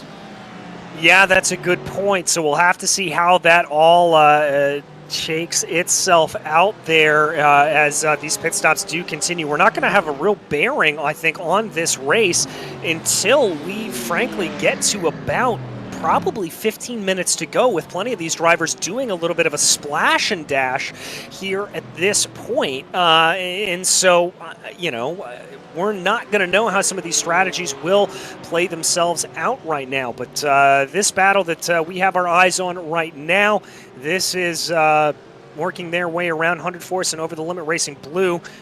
Coming around right now. This is for 7th in the pro category. Doesn't look like Over the Limit Racing Blue necessarily wants to make the move. And by the way, to your point, Joe, Over the Limit Racing Red coming down into the pits here at this point, probably to serve that penalty. Yeah, no doubt they're trying to get that drive-through done. Remember, they've got to do the drive-through and their scheduled pit stop separately. iRacing won't let them do them at the same time. So they're going to have to come back in again as we get a pass. again, is this fuel saving or is this tire saving or what is going on? Because that was very easy. And Lomalai just kind of let him through on the backstretch. I'm getting the feeling that some drivers are trying to be sneaky and trying to stretch this out. But they're going to have to do a lot of fuel saving here at the very end, as our leader is indeed in. Fordzilla's 66 pits now. All right, so there comes your leader down into pit lane. But crucially here, Power Hit Radio Racing able to stay out at least a lap longer. So that's going to be a little bit determinant here on maybe just how well they're able to do. That could have been the reason why that pass was so easy, Joe, is that Power Hit Radio Racing was going into mega fuel saving mode and trying to eke out as much as possible. Now, the problem here for them is the longest stint they've been able to pull is 29 laps. 29 laps was done with that early safety car. They were able to do 28 on the last stint, which would mean they've still got 3 laps to go on this stint here. If they're able to pull that out, it's going to be close, but they may be able to make it on one stop from here on out. But even then, I think that's going to be very, very close. It's going to be pretty interesting to see how that plays. A little bit of a battle here, though, as this is MTS GRG, not a battle, just trying to move their way around as the leader in the GT4 category. SRB Motorsport dives on into pit lane. Also worth noting that the 66 team took fresh tires for what might be their last stint, might not be. Regardless, the final hour, they're going to have fresh rubber, which I think, honestly, is the good call here. Because we still don't know if we're going to get a full course caution here, DJ. And you don't want to be suffering on old rubber when everybody's bunched back up. No, you really and truly don't. And I would have to say that the chances of full course caution here do increase exponentially as we get closer and closer to the end, and more drivers feel that need for desperation as they go down to the end. By the way, Over the Limit Racing Red now coming into the pit lane for their pit stop. Remember, they were just in serving that penalty. As whoa, that is the 224 having to bail out of that one. That's the Lacargas machine absolutely having to bail out in turn 1, getting the braking zone all wrong. Did indeed, and I believe we're going to be going to a break here in just a moment. Last one before we get to the checkered flag here for the 3 hours of Indianapolis, and we look forward to seeing you after this.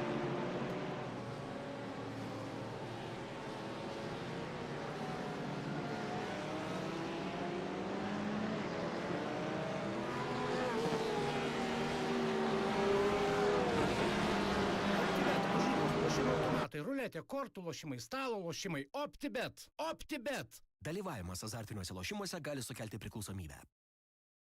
iDrink is a revolutionary, healthy beverage that replenishes nerve and muscle fibers in a very special way. Created by German scientists, iDrink is the world's only beverage to contain the most powerful natural antioxidants, R-alpha-lipoic acid. By drinking just 1 can of iDrink, you get about the same amount of nutrient as you would having eaten tons of spinach, 2 tons of beef, and 7 tons of nuts. The effect is like raising the fuel octane and increasing the size of a car's engine at the same time. It doesn't matter what you are going to be doing for the next 12 hours, whether it's solving difficult mathematical equations, speaking a foreign language, playing sports, or making love. Anything you do will have better results without getting tired. Strangely enough, your appetite will also be curbed with iDrink. But unlike all other energy drinks, which are just stimulants, iDrink doesn't contain caffeine, terrain, cocaine, guarana, marijuana, iguana, or anything else that raises your pulse or blood pressure. We're not trying to push a dying horse up its last run. Instead, we're giving her a spa day and all the replenishing she needs to win the race. Have an iDrink, it's very delicious. No to red eyes and deranged stares, to shaky hands and energy drink withdrawals. Yes, to the natural, healthy alternative. OPTIBET, lažybos, lošimai automatai, ruletė, kortų lošimai, stalo lošimai, OPTIBET. OPTIBET. Dalyvavimas azartiniuose lošimuose gali sukelti priklausomybę.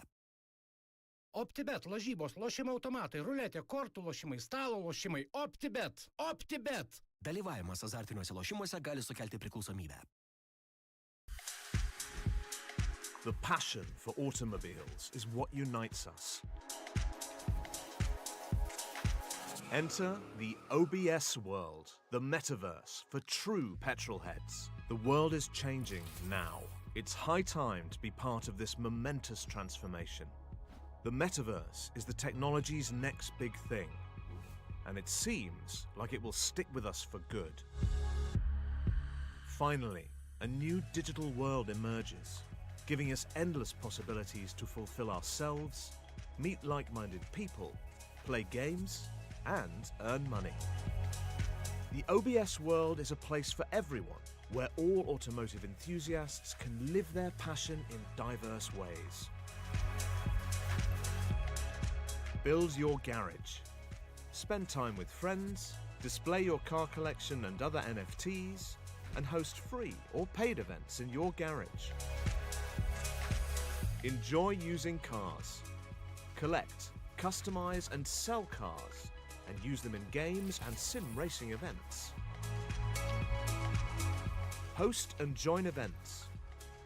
From private garage meetups to world-renowned car shows, everything is possible in the OBS world. Enter the NFT gallery and marketplace.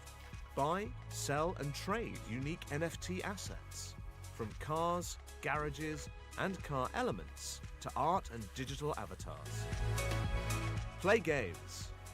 Dive into an exciting world of automotive games.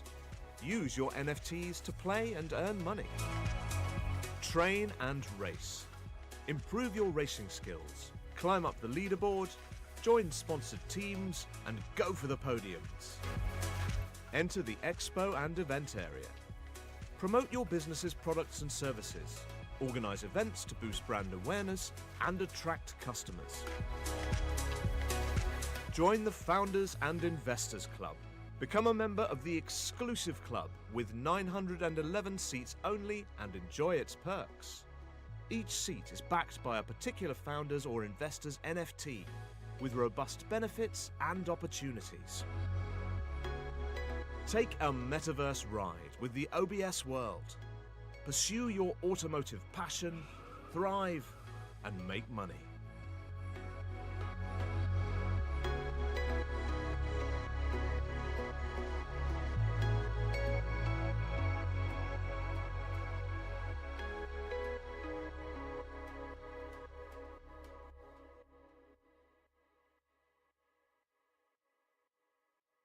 OPTIBET lažybos, lošimo automatai, ruletė, kortų lošimai, stalo lošimai. OPTIBET. OPTIBET. Dalyvavimas azartiniuose lošimuose gali sukelti priklausomybę. OPTIBET lažybos, lošimo automatai, ruletė, kortų lošimai, stalo lošimai. OPTIBET. OPTIBET. Dalyvavimas azartiniuose lošimuose gali sukelti priklausomybę. iDrink is a revolutionary healthy beverage that replenishes nerve and muscle fibers in a very special way. Created by German scientists, iDrink is the world's only beverage to contain the most powerful natural antioxidants, R-alpha-lipoic acid. By drinking just one can of iDrink, you get about the same amount of nutrient as you would having eaten a tons of spinach, 2 tons of beef, and 7 tons of nuts. The effect is like raising the fuel octane and increasing the size of a car's engine at the same time. It doesn't matter what you are going to be doing for the next 12 hours, whether it's solving difficult mathematical equations. Welcome back to the OBS World Endurance Cup powered by OPTIBET as we take a look back at the highlights of the race here. Obviously the opening start here, very crucial, but a very big coming together back in the field that led to a bunch of carnage down the relatively narrow front straightaway here at the Indianapolis Motor Speedway. Many drivers turned around as a result of that. Then under the yellow flag conditions, it was Power Hit Radio Racing that led from pole. They were then able to get onto the loud pedal at the start, at the restart of the race and get themselves up ahead. And they held on to that position for a good long while. Farther back down in the field, it was the 292 machine getting things wrong, coming down out of the final corner. MTS GRG having a little bit of a turnaround. Dilettante Racing getting things a little bit close and a little bit too close and comfortable with Ship Z, as that would send the Dilettante Racing machine spinning around. More contact farther back down in the field as RSV by OBS and the Mercedes there getting down easily through turn 12, but the contact coming into turn 13 as the RSV by OBS machine got a little bit sideways, but still was able to hold on to the lead that they held. Then farther up in the field, RSV Motors by OBS trying to be able to work their way ahead. This was in the GT3 AM battle, trying to be able to get a move done on RK Foundation, but contact leading to a little bit of a problem there for all of them, and that led to a spin down into turn 1. And then it was a strange incident there for Team Fordzilla. Not sure why they were so slow there coming off the corner. Excuse me, that one was because of a slowdown penalty that allowed for them to move back down in the field. More contact farther back down with Dilettante Racing. They just got into it again with Shipsy going down into turn 7, and Dilettante Racing getting the worse for wear. Then the 202 of MTS GRG came down into turn 12, had a little bit of a lockup there from one of the Locals Autosports machine in front of them, and that caused the car to spin and make contact. Then the battle continued on here. Team Fordzilla and Over the Limit Racing Red. This was a battle that was going on for lap after lap, it seemed like. And Team Fordzilla, the number 98, able to send a good move down to the inside of the Lamborghini into turn 7 to make everything play out there for them. And they were able to pull ahead and hold on to that position as they would continue to go. The 169, though, has been in problems all day long, riding high in the lone Ferrari in the field, just never seeming like the rear end wanted to comply with the rest of the car. Then we had a little bit of drama here for the leader in the GT4 category. This would lead to a drive-through penalty for the number 250, dropping them down the order into 27th overall, and seeing them certainly fall out of what could have not only been a podium day, but a winning day for the number 250. Then Porsche Club Lithuania was involved in a good battle here with Locals Autosport as they worked their way out of the corner, and big gaggles coming down in 12 and 13 through all of that complex. Thankfully, all drivers able to keep things pretty clean as they ran through the corner there, but not without a little bit of a heart-raising moment. Then as we jump you back here into live pictures, there is the leader of your race, Team Fordzilla, the number 66. Now, what's crucial here is the fact that Team Fordzilla and Power Hit Radio Racing have made their pit stops. However, William Chadwick pitted on lap 82. Power Hit Radio Racing able to make it to lap 86, pulling out a 29-lap stint. Now, we're not entirely sure, but we believe at this point that for sure the Team Fordzilla will need to come back down into pit lane. The question here is if Power Hit Radio Racing were able to extend that fuel cycle long enough, and if they're able to save fuel on this final stint, if they can go on a no-stop to the end here, they may have this race won. Absolutely. And this is going to be tricky to call because, you know, if you are pretty certain that you don't want to, or that you aren't going to make it on fuel, you'd think, okay, well, let's pit now and cover ourselves off and see where it shakes out from there, because what's the point in waiting? Well, the point is, it's such a short lap around here, you're going to go a lap down if you do that pit stop, most likely. So you kind of have to hold on and just wait and see until there's very little risk of that yellow catching you out, and try to maybe just stretch it until the end of the fuel. So you might pit with only 2, 3, 4 laps left to go here in this race. But you kind of have to be very cognizant of the fact that the cautions can mess you up in this series. And I do see the 191 is coming into pit lane. They actually got a drive-through penalty for not using the fast lane in the pits. So I saw them get a warning for blue flags, and I was about to mention that, but apparently they've been breaking other rules out there, and so they're going to go even farther back. They've had a bit of a bad day with wrecks and penalties and all kinds of strange things going on. Well, and remember, that's the second time we've seen drivers penalized for that here today. While the start-finish straight, when we saw that big pile-up at the beginning, it may not be super wide, Joe.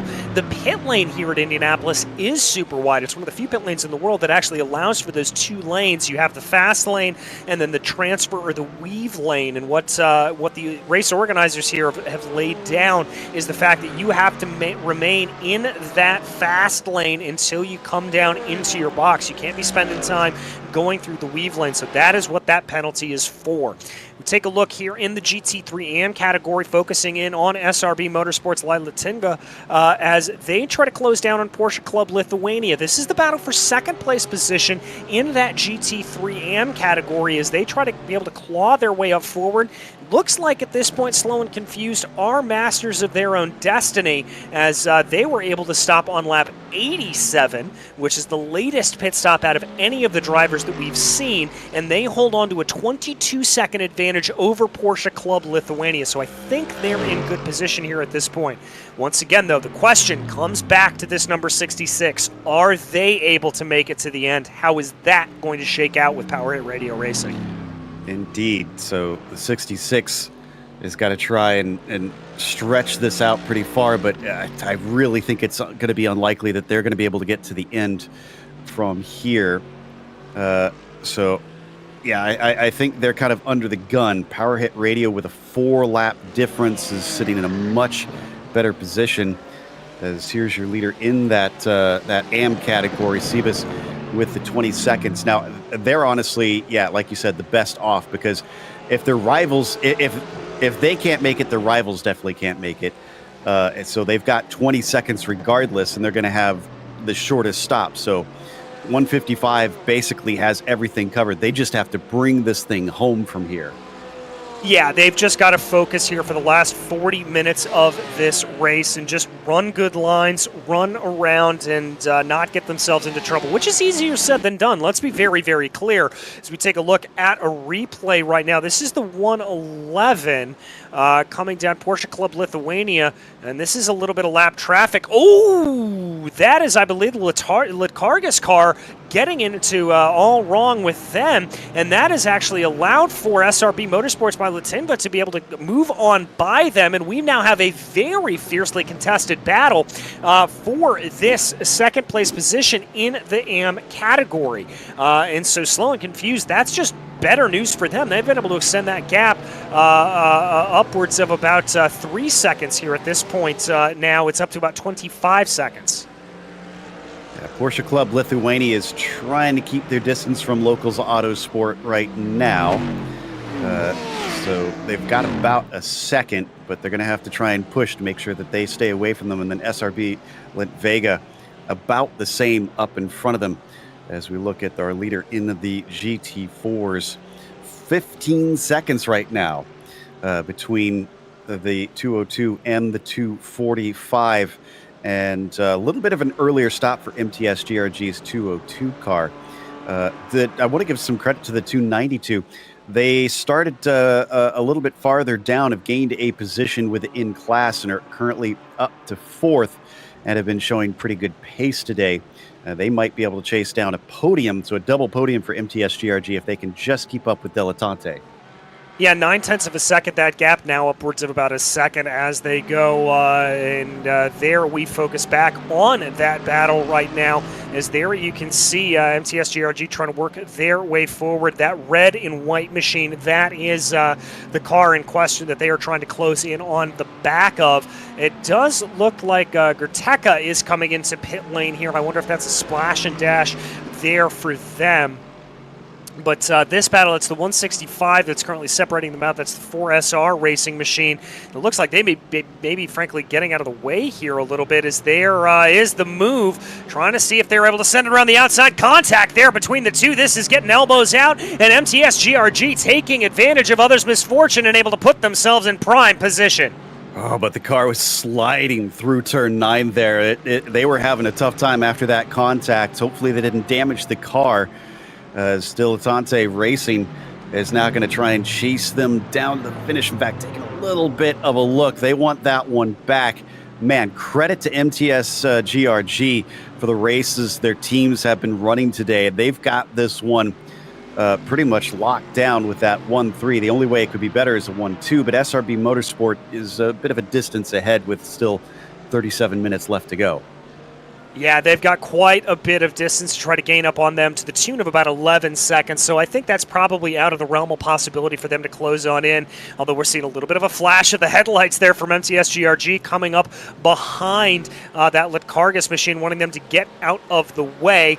Here is the battle right now for P3, the final podium position, or excuse me, P2 in the GT3 AM category. This is for 9th overall, and that's now becoming a three-way battle with SRB Motorsports by Latinga leading the way over Porsche Club Lithuania, and now Locals Autosport in that yellow Mercedes starting to get involved in this as well. Yeah, that closed in significantly since we last looked at it. Oh, and just about getting into the back of SRB. I'd say Barica is very good on the binders there. Now, some of that is, I think, the traffic in front of them. That's the leader in the GT4s that he's trying to go around. But look, it's holding him up just a bit, and I think we're going to see a move from the Porsche Club Lithuania car. Much better speed down the front stretch as they come up to the braking zone. He's going to pop out, and he's going to have the apex as long as he doesn't overshoot the corner. He goes a little past it, but so does everybody else behind him.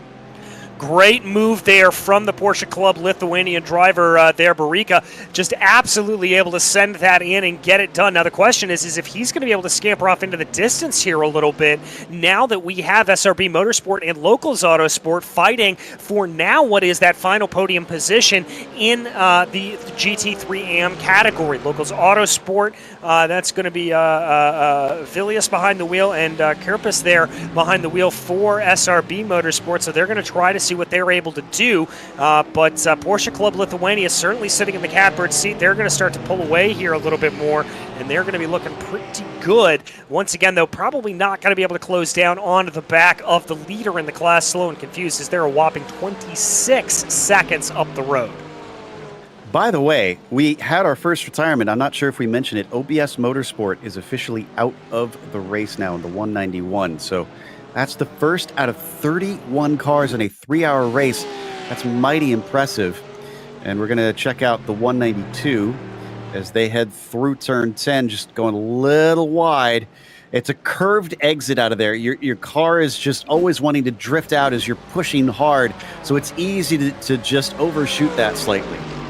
Yeah, very much so. Is little bit of a fight back here for SRB Motorsport. They're not done with this scrap yet. We thought it might be Porsche Club Lithuania scraping off into the distance, but that's clearly not the case here. Is look at how these three have really concertinaed together. And don't look now, but Transport Engineers by Vilnius Tech University in that blue Porsche there behind them, they're closing in on the back of the battle. Defensive line from Porsche Club Lithuania trying to be able to break the draft, but here comes SRB. They're going to look down to the inside here, going down into turn 7, banging doors, and that's going to be the Mercedes on by. Local Autosport tries to take one position. Are they going to go for two? Or are they even going to be able to hold on to that? Ooh, that was a nice little pick of the pocket, and 2 positions down for Porsche Club Lithuania. Make that 3 positions down in as many as corners.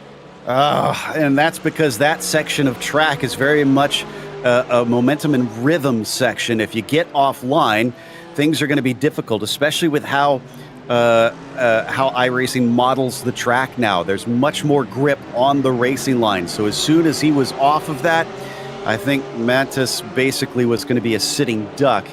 And that drops him 3 spots in just about 4 corners, unfortunately. Yeah, now he's got it all back to do again here at this point. Going to have to try to close on in. Here comes a move by Local Autosport coming down into turn 1. Going to back off there a little bit as they go down in. Didn't quite have the overlap to be able to make that move work. But now they're starting to get a little bit of a gap here over Transport Engineers. We're going to take a look back in the field. This is the 292 machine. I think this is a replay of what we saw a little bit earlier, Joe. Yeah, just barely catches the grass there with those left side tires. By the way, the 66 just pitted. So they took their splash and dash, and they should be good to go to the finish from here. Power Hit Radio Racing is still out, though, and it's a 33-second lead. So now it comes down to, do they have to save pace to get to that checkered flag? Because Let's see, we're looking at somewhere in the realm of just under 30 laps to go. That's not impossible that they have to save enough that Fordzilla could run them down. No, it certainly isn't here at this point. I will say their lap times are still relatively comparative to what they were running earlier. Their best lap time is a 1:24.19. Their last lap around, they ran a 1:24.93. So they're certainly not sitting around here, not waiting, as it does look like SRB Motorsport by Latinga has lost a couple of positions here. They find themselves back down in the order, and now it's Transport Engineers that are in the catbird seat trying to move their way ahead. Got another replay with one of our GT4 cars, a couple of our GT4 cars. This is, that was the former leader of the 50-50 team. I wonder if they got another penalty coming their way, because I do see Race Control has given one out. And that is not related to that replay that we just saw. So another no further action message for another incident for the 111, it seems. But again, nose-to-tail car contact through a corner tends to be a penalty for the car behind. So from first to seventh before in their class, the 50-50 racing team probably going to lose at least one, maybe two more positions if they get another penalty. Yeah, I would have to think so here at this point. It's such an unfortunate day for them, Joe. They were doing so well. They find themselves in sixth right now in class. If they do get another penalty from that, I've got to think that they're going to probably drop down to about eighth or ninth in class, which is a real shame, because that car, that 50-50 racing team car, has just had the outright speed on the day. Looking here as we continue to keep our eyes on that battle for P2 in the GT3 AM category. Locals Autosport able to move around by. It looks like Bumbillis in the number 10, the Power Hit Radio racing car, maybe backing off a little bit. Ran a 1:25 on the last lap out, but crucially was 0.2 of a second faster than Team Fordzilla in front of them. So if they're saving fuel, they're not acting like it, as they do miss the apex there a little bit coming down into turn 12. So I wonder if they're maybe thinking they're not going to be able to make it to the end here, and they're just going for broke and trying to push all that they can. Yeah, or they feel confident they do have the fuel to get there. And these final laps of the race, I mean, it could be any number of variables. We just don't know at this stage.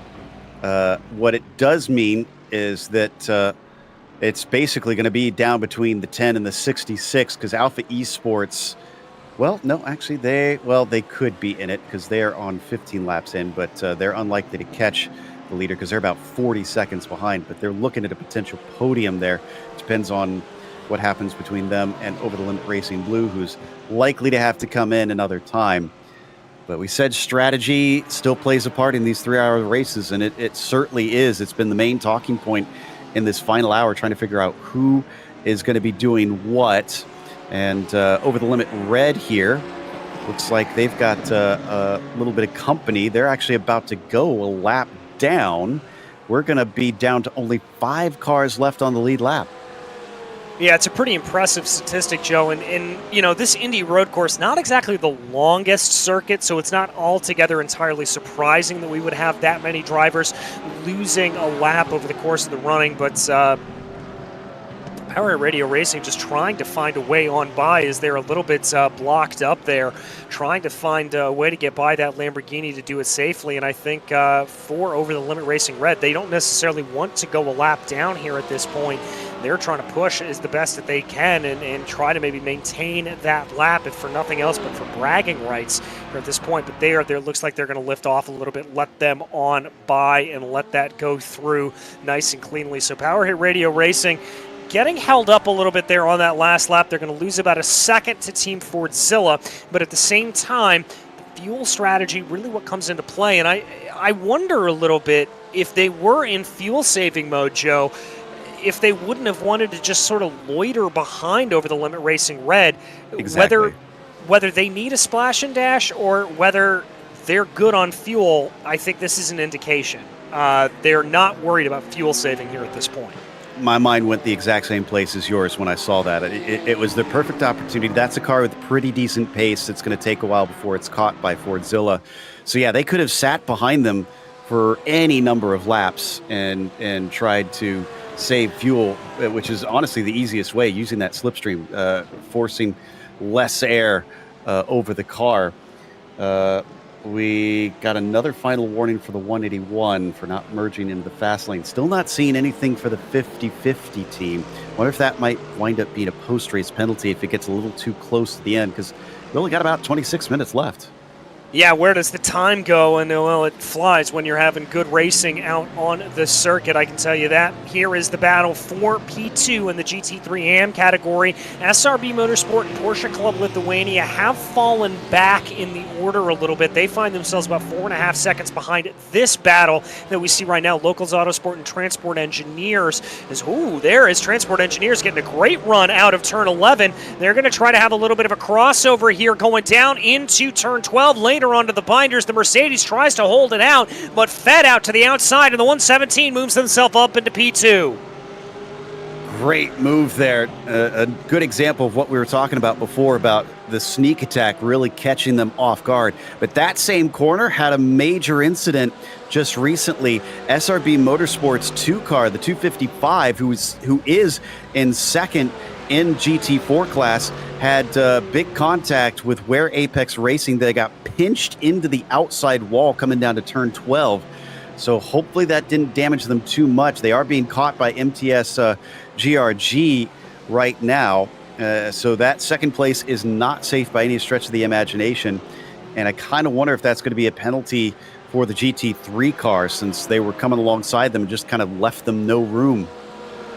Very well could be. We haven't seen the end of the Stewards' decision here. Stewards' decisions, I should say, for sure. A couple other drivers peeling off down into pit lane to take what we assume to be their splash and dash pit stop. Roadster Racing coming on in here at this point, as there is that battle you were talking about, Joe. The battle right now for P2 in the GT4 category. SRB Motorsports 2 under pressure from MTS GRG. They're going to send the move down to the inside of turn 12, but it looks like, no, they're going to back out of it, and coming down into pit lane, MTS GRG 2. So they've got to do their final stop as well.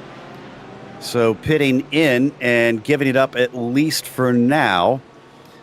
This will change the complexion of things. Shipsy Racing stays out, and 50-50 is also going to stay out behind them. So does that mean we're going to see the 245 and the 255 also pitting in soon? SRB's sister teams down at the GT4s might need fuel to make it to the finish. So it's definitely not tires here. Obviously, it wouldn't really do them much good, but this is a long stop. What's going on here? Yeah, I'm not entirely sure. It's a very, very long stop for them. Maybe miscalculated the fuel. That's the only thing I can really think of here, Joe. Yeah, that was almost a full stop right there for them. 25 seconds. When the others were about 30 to 38 seconds for fuel before. Man, I am not sure. I'm a bit baffled as to why they'd need to stop that long this late. So hopefully it works out for them, but right now not looking good. And they are behind the other MTS GRG team now, who has pitted 2 laps ago as well. And, well, riding high has not been riding high today. That is about the 6th or 7th spin. I've lost count at this point on how many times the Ferrari's gone around. Yeah, and that car just looked unsettled from the moment it came over the bumps there coming through turn 1. Just took to the curb a little bit too much, and it certainly threw it around. It's Team Fordzilla putting Slow and Confused a lap down, as right now they just slowly but surely work their way on forward. The gap between Chadwick and Bumbillis here at this point, it had been going in the way of Chadwick. Couple of tenths here, couple of tenths there. But I've got to say that Bumbillis was able to gain back out 0.2 of a second on that last lap. I certainly think part of that could be a result of power hit rate, of that lap traffic of Slow and Confused there. With only 20 minutes or so, 22 minutes left to go in this race. This is going to be close. I think this is going to be very, very close for Power Hit Radio Racing. I'm doing the numbers here. I'm not entirely sure how this is going to work out for them. if they do this, they've got to have a very miraculous right foot. Over the Limit Blue has pitted in, so they couldn't make it, but we kind of knew that was going to be the case there. We should see Team Fordzilla's 98 in here momentarily because they are on lap 25 of their stint, so they're not going to be able to go all that much longer themselves. In fact, yeah, it should easily force them into the pits here before we get to that checkered flag. Alpha Esports by G Performance is pitting in, and I want to say they pitted at a similar time to Power Hit Radio Racing. Yeah, they came in on lap 84. Power Hit Radio Racing was able to come in on lap 86. And so crucially here, that's only about a 21-lap pit stop there for that number 7 Alpha Esports by G Performance machine.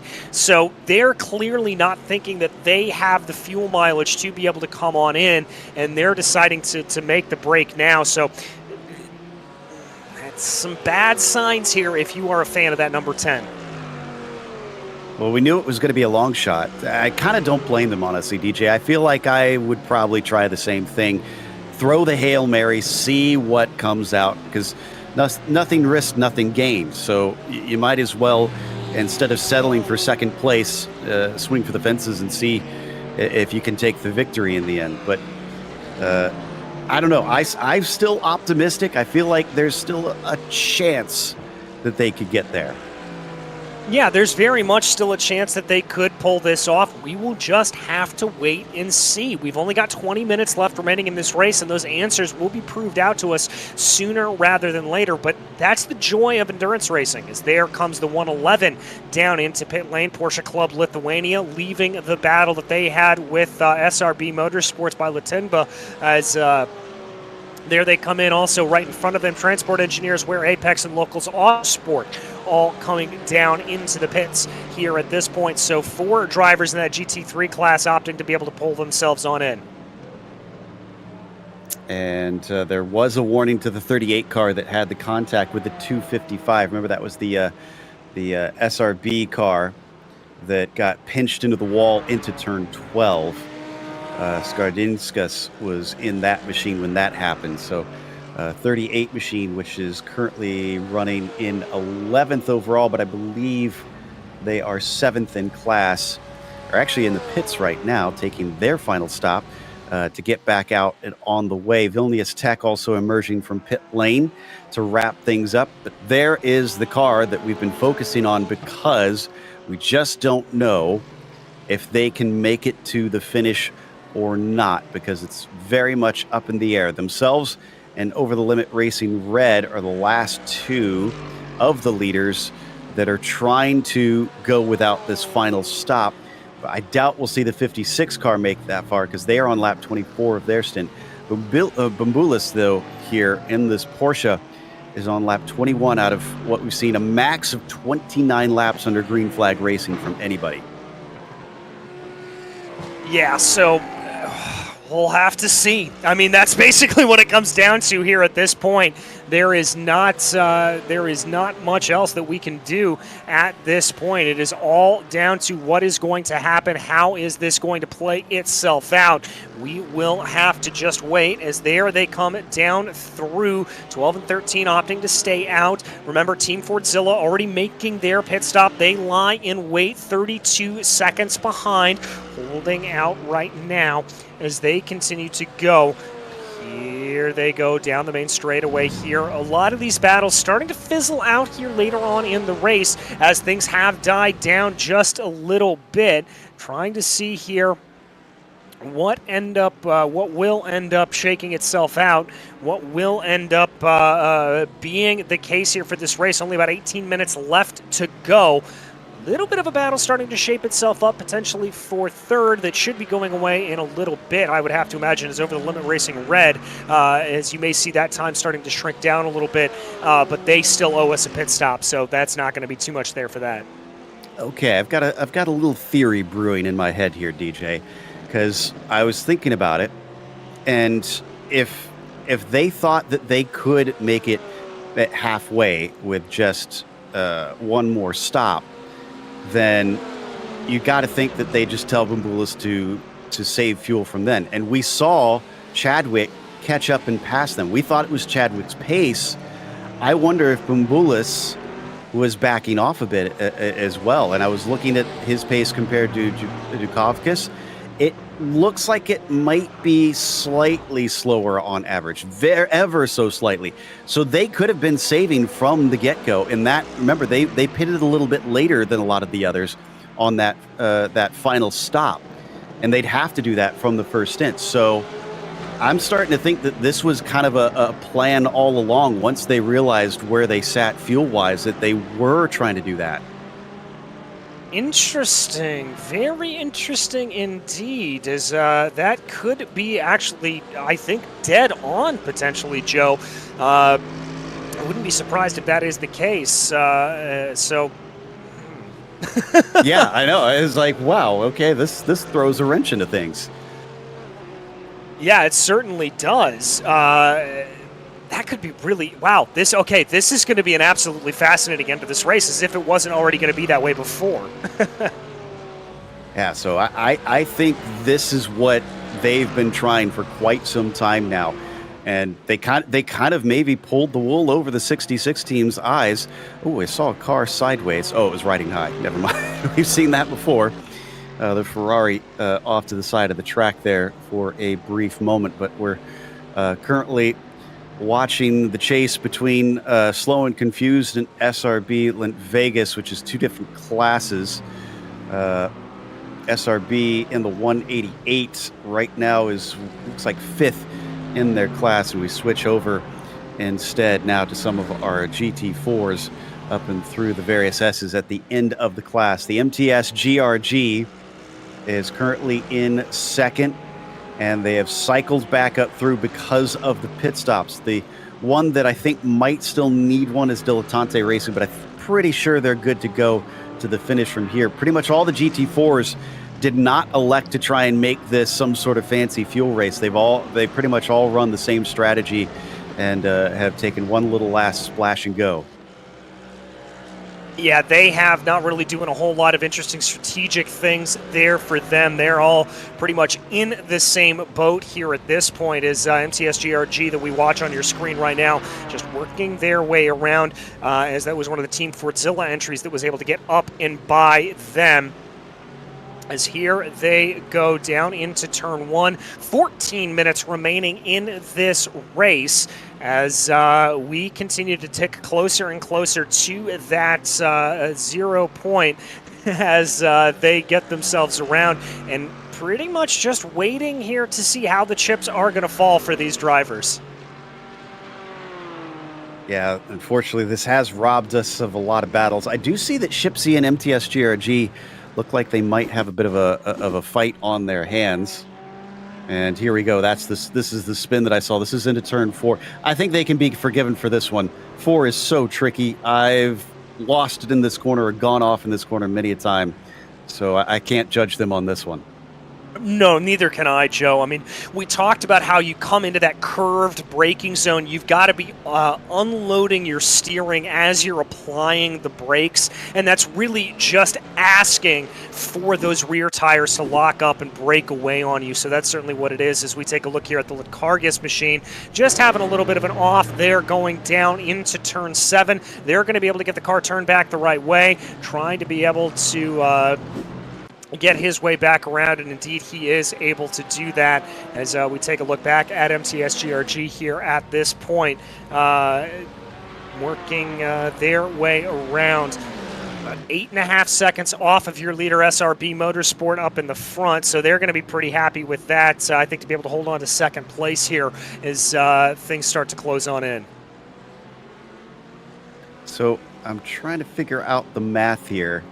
And I'm starting to lean maybe a little bit more towards what you've been saying here, DJ, because I'm calculating. Oh, and I didn't need to do the calculations because here comes Power Hit Radio Racing in. They cannot make it in the end. I was going to say it's about 8. It was about 8 laps left to go from what my math was telling me, and that was with a calculator. It wasn't my brain because I'm not that good on that stuff. So the question then becomes, how much time are they going to lose? Because they did have many more laps between them and Fordzilla, so they should theoretically have a shorter stop. Yeah, they should have a shorter stop, but remember, this is a very long pit lane here. Now, they're not going to be under any problems here of, I think, losing a position to Alpha Esports by G Performance, but Fordzilla should clear them relatively easily as they now come to rest in the box right now, and I see Team Fordzilla streaking on by. They are waiting in the box here at this point. 11 seconds, that's how long it is, and as they work their way back out onto track right now, I'm waiting to see. It's going to be a double-digit margin here. Not going to be able to catch that up by the end of the race, but a very, very stout second place on the cards here for Power Hit Radio Racing. Yeah, the pace of the 66 has just been phenomenal, and that's what separated them over those last few laps. So otherwise, if they would have maybe had, a 5-second stop or something, maybe we could have seen something a little closer, but just it wasn't meant to be, and they come out behind, but well ahead of Alpha Esports, who I want to give credit to, because at this rate, Alpha Esports by G Performance is basically locked down in that third place. They could get caught by Over the Limit Racing Blue, who are the last ones on the lead lap now. Fordzilla lapped themselves, by the way. Chadwick got ahead of Sihan, but it's been it's looking like they're not going to get caught. The 7 is going to be able to stay ahead. It's been a good weekend for Williams Esports, because they had Donovan Strauss, one of their eNASCAR drivers, win $4,000 on Friday in a league race. And then in the DNLS series yesterday, they pulled a 1-2 over on the sports car side. And now they've got Chadwick here ready to take a win in the 3 hours of Indianapolis. They have just had a plentiful, vast array of wins here. Yeah, they certainly have. And when you're on a hot streak, you're on a hot streak. And that is just good news for them. By the way, we focus in right now on P2 in the category for the GT3 AM leaders right now. Transport engineers working their way around. Now, why this is crucial is Slow and Confused just came down into the pit lane. Now, remember, we said we think that gap is going to be long enough for them to be able to hold out at this point over Transport engineers. As we jump back to check out a replay here, this is Scardinius in the number 255, trying to make a move down on the 223, down into the corner. Contact there between the Porsche and the Aston Martin, and that's going to be the 255, spun right around SRB Motorsports 2. And I can tell you right now that it does indeed look like Slow and Confused back out into the lead of that GT3 AM category by about 5-6 seconds. All right, so last few moments of this race, and things are going to settle in where they need to be here as the pair of our drivers in these GT4 cars, or as one of the GT4 cars gets overtaken by Vilnius Tech in the GTM category. By the way, man, it's been such a great race for them. 12 positions gained from where they began in class, and they've honestly just been coming up, and that's within all of the GT3s, by the way, but are looking at second in GTM. Basically, I don't know if their qualifying wasn't up to snuff or if their race pace is just that darn good, but they made an absolute blitz through the field to get a nice podium, even if it's not close enough for a win.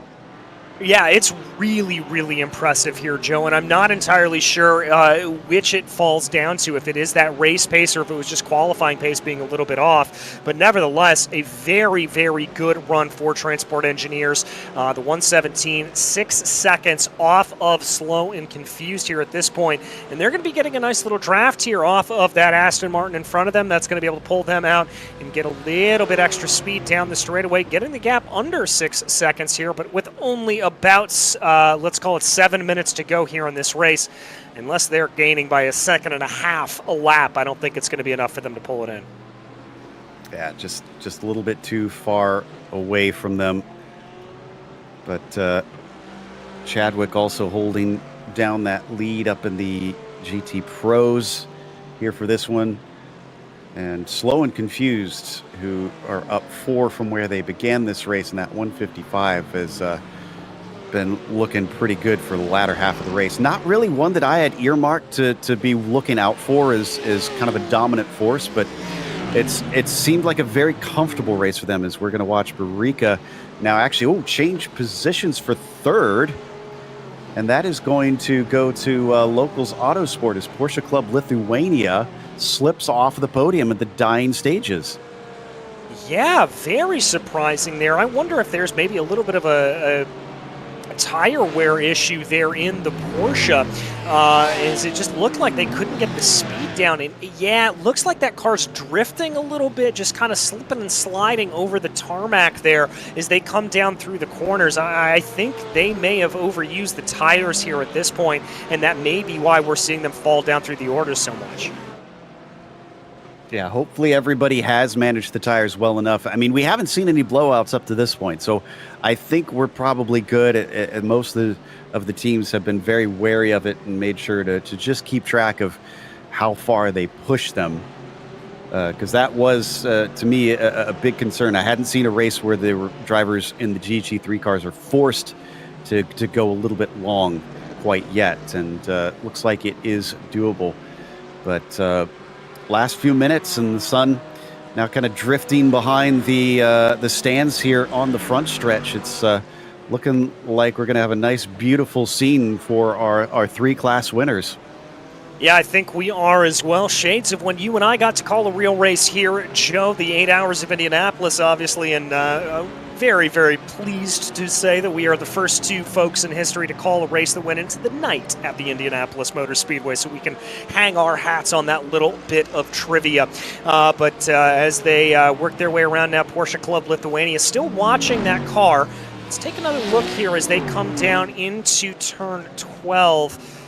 Yeah, it still looks like that rear end is just trying to slide a little bit on them. So I think they've been able to stop the bleeding here at this point. Their 100 force is only about 1.2 seconds behind, but they do find themselves with a little bit of lap traffic to deal with. So that's certainly going to help them be able to keep that gap for Porsche Club Lithuania. But you can see, I mean, look at that from Locals Autosports. They are streaking away into the distance ahead of that 111.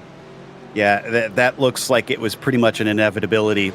They just didn't have a few enough laps to hope to hold on to that podium position. But still, a fourth place should be good if they can just keep 100 force from catching up to them too quickly. Let me take a look at the laps, actually, see what it's looking like. 27.5 and the 26 flat, 100 force, 25.7, 26 flat. So yeah, 100 force could start to reel them in. But as we said, we're down less than 4 minutes. They're running out of chances. They're going to have to really get close up on that 111 Porsche and force them, I think, into a mistake if they want to get this spot. Yeah, I think that's the way they've got to do it here. And with so little time remaining in the race, I'm not sure if they're going to be able to have the time to do exactly that, as the lap traffic just seems to be breaking the way for the 111 here, and it just doesn't seem to be getting the same way for that 100 force machine. But we'll have to see what plays itself out. Obviously, here about 3 minutes left to go in the race, as I have my eye right now on the Team Fordzilla number 66, the leader of your race, as they are actually not too far behind the number 111 here, so they're going to cross over the line. And with doing lap times of about 125 here, unless my math is totally wrong, I think that's about 3 laps to go, Joe. You're right. It's 3 to go right now. So that's it. 3 more circulations around this place, and they've been racking them up. This is lap 119 for our leader right now, because like we said, it's not the longest time to get around this track, even in these GT3 cars. When you get up to the open wheelers, and it really just ticks off incredibly quickly. But coming down into the braking, Fordzilla is just trying to make sure not to throw this one away, because they still have to navigate all this traffic. I'm almost pretty certain, other than our couple cars that we mentioned that maybe have a hint of trying to gain a position by pushing, everybody else is probably just trying to settle in and avoid getting involved in accidents like that, as that was the riding high Ferrari once again having trouble in turn 10, which they've done multiple times in this race. Yeah, and again, I think that just goes to show that the tires on that Ferrari certainly wearing out there, as it looked like a little bit of a puff of brake smoke there coming down into turn 12 and 13. Not sure entirely who caused that. As here comes Team Fordzilla. They thought they were going to go to the outside there of the 111, now moves down to the inside. 111 recognizes it. The problem is they can't give up too much time here. It is 2 laps to go for these drivers, but now 100 Force has been able to close in. The gap's at about 0.4 of a second. That little bit of lap traffic, I think, slowed down Porsche Club Lithuania. Yeah, if 100 Force wants this 4th place, and again, the points are important, it's going to be risk versus reward. Do they think it's worth it in the championship to try and do that? My goodness, it's like a slalom out there for Chadwick, but he's been managing it well, going by all these slower class cars. And this is mostly them lapping the AM category cars and the GT3s, which have no pace disadvantage other than driver skill. But a lap and a half essentially now for Maynard here in the 100 Force. He's gonna have to force the issue, I think, if he wants a move or get a good slipstream. If he stays this close onto the front stretch, DJ, he could do it. Yeah, he very well could. He's only about a 1/10 and a half behind here at this point. As they come out of turn 11, going down into turn 12, tried to think about maybe a little bit of a sneak attack there coming around the outside of the corner, but that's not going to play itself out. Lost about 0.2 of a second. Oh, as Locals Autosport has a little off in front of them. That doesn't slow up anybody around them here at this point. As Team Fordzilla comes to the line. Oh! It's a big wreck for 100 Force. Unfortunately, tipped to the side by Schrotus. I was going to say it was a checkup for Porsche Club Lithuania, and I thought they were going to get the position, but it all unfolded. It all unfolded there, and 100 Force now with some damage on the car. Look how twitchy that thing is coming down into the braking zone. That car maybe have some suspension damage on it. They tried to go around the other side, and what happened in that situation was MTS GRG kind of dodged out of the way because they were being lapped, and we got an incident for one of our GT4s, unfortunately. And that actually set that up right there. That's interesting, because if that car was not there, this wouldn't have happened.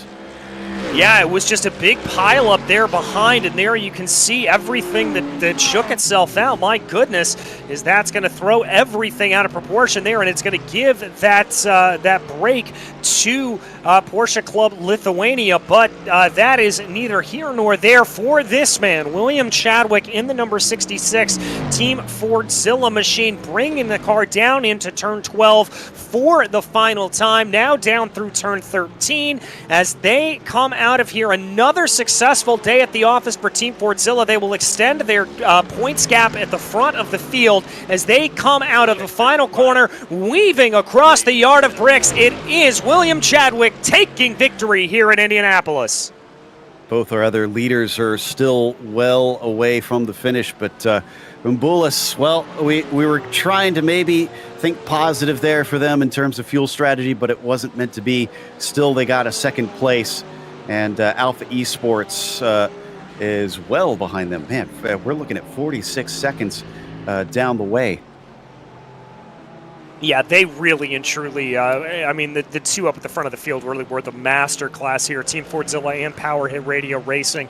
As really we've seen them for the majority of the season. They're slow and confused. Tomas Sibias said they're coming out of the corner right now as this is your leader in the GT3 AM category, as we've seen them do a couple of times, kind of taking a little bit of a sneaky victory here, just able to put in the laps, clock everything down, and do exactly what they need to do. Is Slow and Confused comes down now through turns 12 and 13, bringing their way onto the main straightaway. It'll be another victory for that teal number 155 as they bring the car over the line and take victory in the GT3 AM class. Same thing with SRB Motorsport in the 245. Just in front of them, you saw them on the screen cross the line, as that's going to be a win in the GT4s. MTS GRG second behind them by about 9 seconds. A good run there for MTS GRG, but SRB Motorsports, your winners in that GT4 category, as they were able to take that quite decisively there. Really and truly, Joe, some pretty decisive victories, it has to be said, up and down through the field here. Really putting a stamp on it were a lot of these drivers. Yeah, I agree. So there you see the, well, qualifying results. And here's the race results, hopefully here in a second. There we go. Now we've got them up, and only four cars, managed to finish on the lead lap. Fordzilla, as we mentioned, taking the win with Slow and Confused down there. You see, taking the amateur victory of our top 18. I want to give credit to Roadster Racing getting back into this and managed to finishing as high up as they did. And then finally SRB down there, 22nd overall, but taking a win in the GT4 class. Yes, indeed. There you see the end of that order there. Even the GT4 is only 10 laps down. A little bit surprising there that they were able to keep that in. And only one caution period here for these drivers, so very, very good to see that. And now it does indeed look like we have been able to catch up here with our leaders, our winners. Here from the number 66 machine, we have William Chadwick and Oliver Sepinoff here joining us up here in the booth. And Oliver, I want to start with you. Talk me through that restart there and the start, indeed, because you just looked like you were shot out of a cannon there at the lead of that race. Yeah, the restart was a bit, let's say, not optimal, because I was in second gear. I thought like he will not launch it, and then like he launched it, and on second gear I had no torque coming out of the corner, so I just lost a bit of time.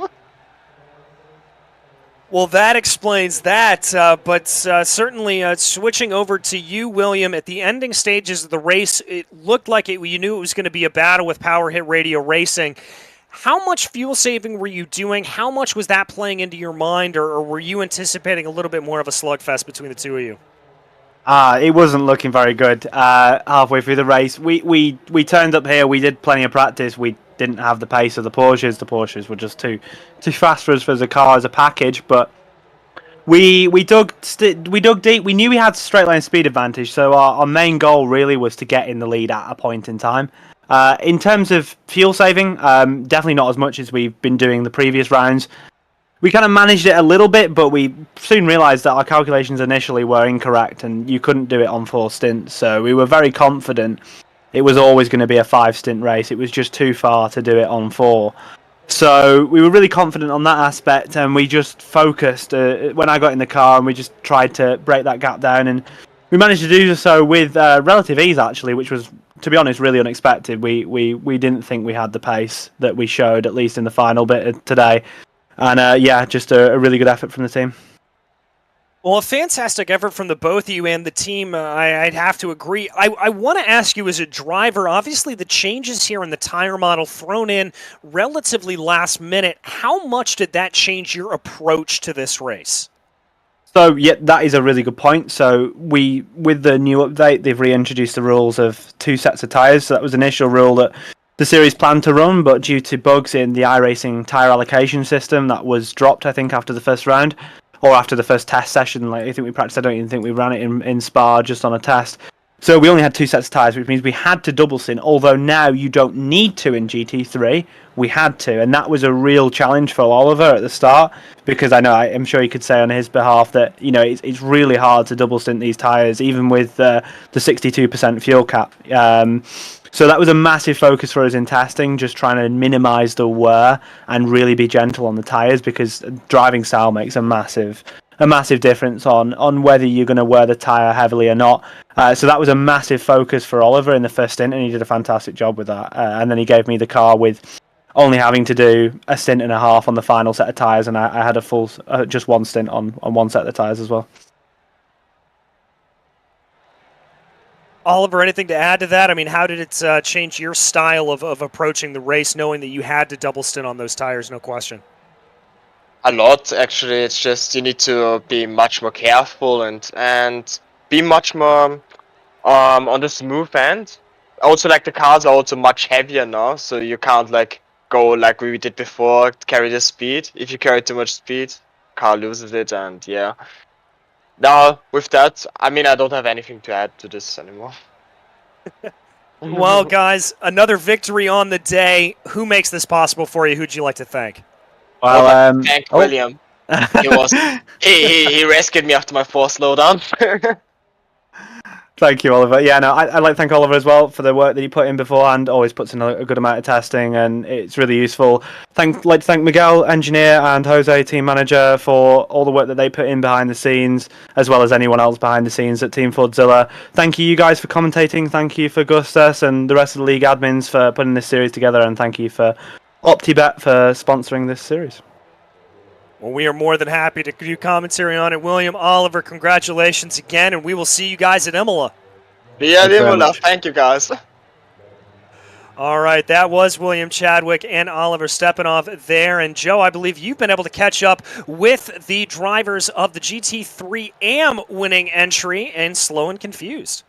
Indeed, Sergey and Tomas managed to bring it home to victory, but I'm pretty sure your mirrors showed some scary sights on that initial start. You guys started directly ahead of that major wreck. Was that a huge wipe of your brow after that happened? Oh my god, when I saw that in my mirrors, and I run like mirrors regardless of FPS kind of impact, but I like the mirrors, and when I looked behind, it was chaos. Like, I was like, oh my god, I was so lucky. It was inches away, like.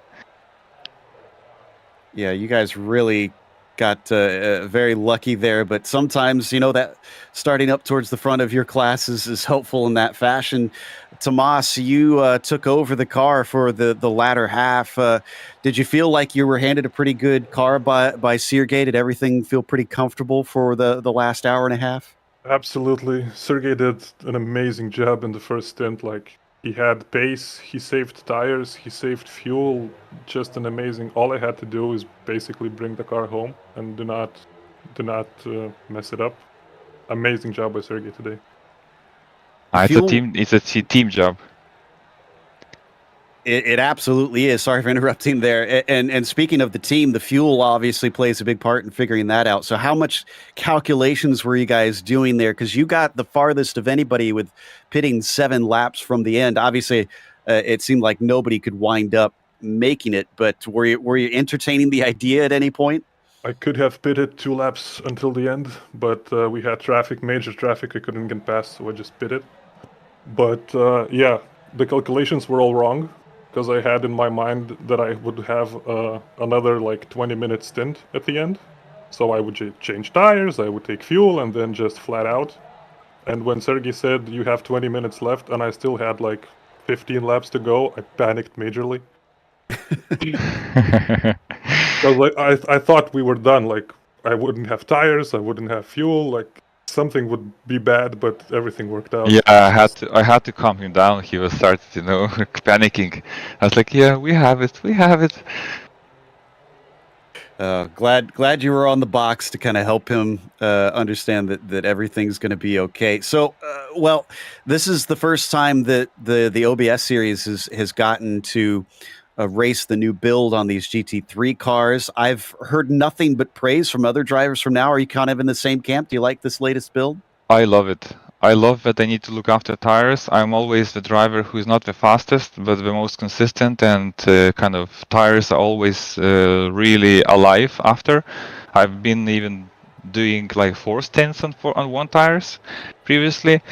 So I really like it because it rewards people who are maybe not the fastest, but actually, drive carefully. I also like the new build. It's not so much for the tire saving, but the driving of the car feels more natural. Like, you can catch slides, you can throw the car around a bit more. That's and true. Then the tire saving, it's another plus, I think, because this I will have to learn to not destroy tires, which I was notorious for. Like, I would just destroy tires. I was so afraid to push today, just to not kill the tires. Well, I'd say you drove pretty darn well considering you got the class win. Congratulations, guys, and hopefully we'll get to see you again at the next round. Thank you very much. Thank you so much. DJ? All right. Well, I sit here and wait for a couple other drivers to join us, Joe, but I don't think anybody else is. So let's take a quick moment here and talk about what we've got coming up next on the agenda. January 8th, we head to Imola for the 4 hours. We go from a wide open circuit here with a couple of good overtaking opportunities, Joe, to one of the most difficult and notorious circuits in the entire world. Yeah, once again, track position, track position, track position. It's going to be tough to pass there. Really, there's only one spot. It is kind of similar to this in that sense that the front stretch is the place you do it, and it's got a nice braking zone at the end of it, but it's a lot more twisty in there, and there's so many more difficult corners throughout the lap there at Imola. Expect the drivers to really be tested on that one, and expect qualifying to maybe be a little bit more intense and a little bit more decisive. Yeah, I certainly think so as well, and that's going to be absolutely fascinating to see. And again, that will be taking place on January 8th at the same old time, which will be 12 o'clock GMT. And so as for today, though, that is going to wrap up our coverage. So on behalf of myself, DJ Clark, as well as Joe Peak, who's joined me up here in the booth, as well as our amazing sponsors, including OBS World and OptiBet, it has been an absolute pleasure to be able to bring you the racing action here today. And until we see you on the track, thanks for watching.